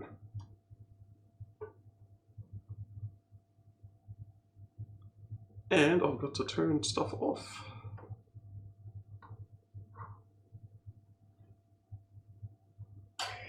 Come on, this slow-ass computer, I swear to God. Where's my audio? That takes so long to do anything. There we go. _7 just raided with 5 viewers.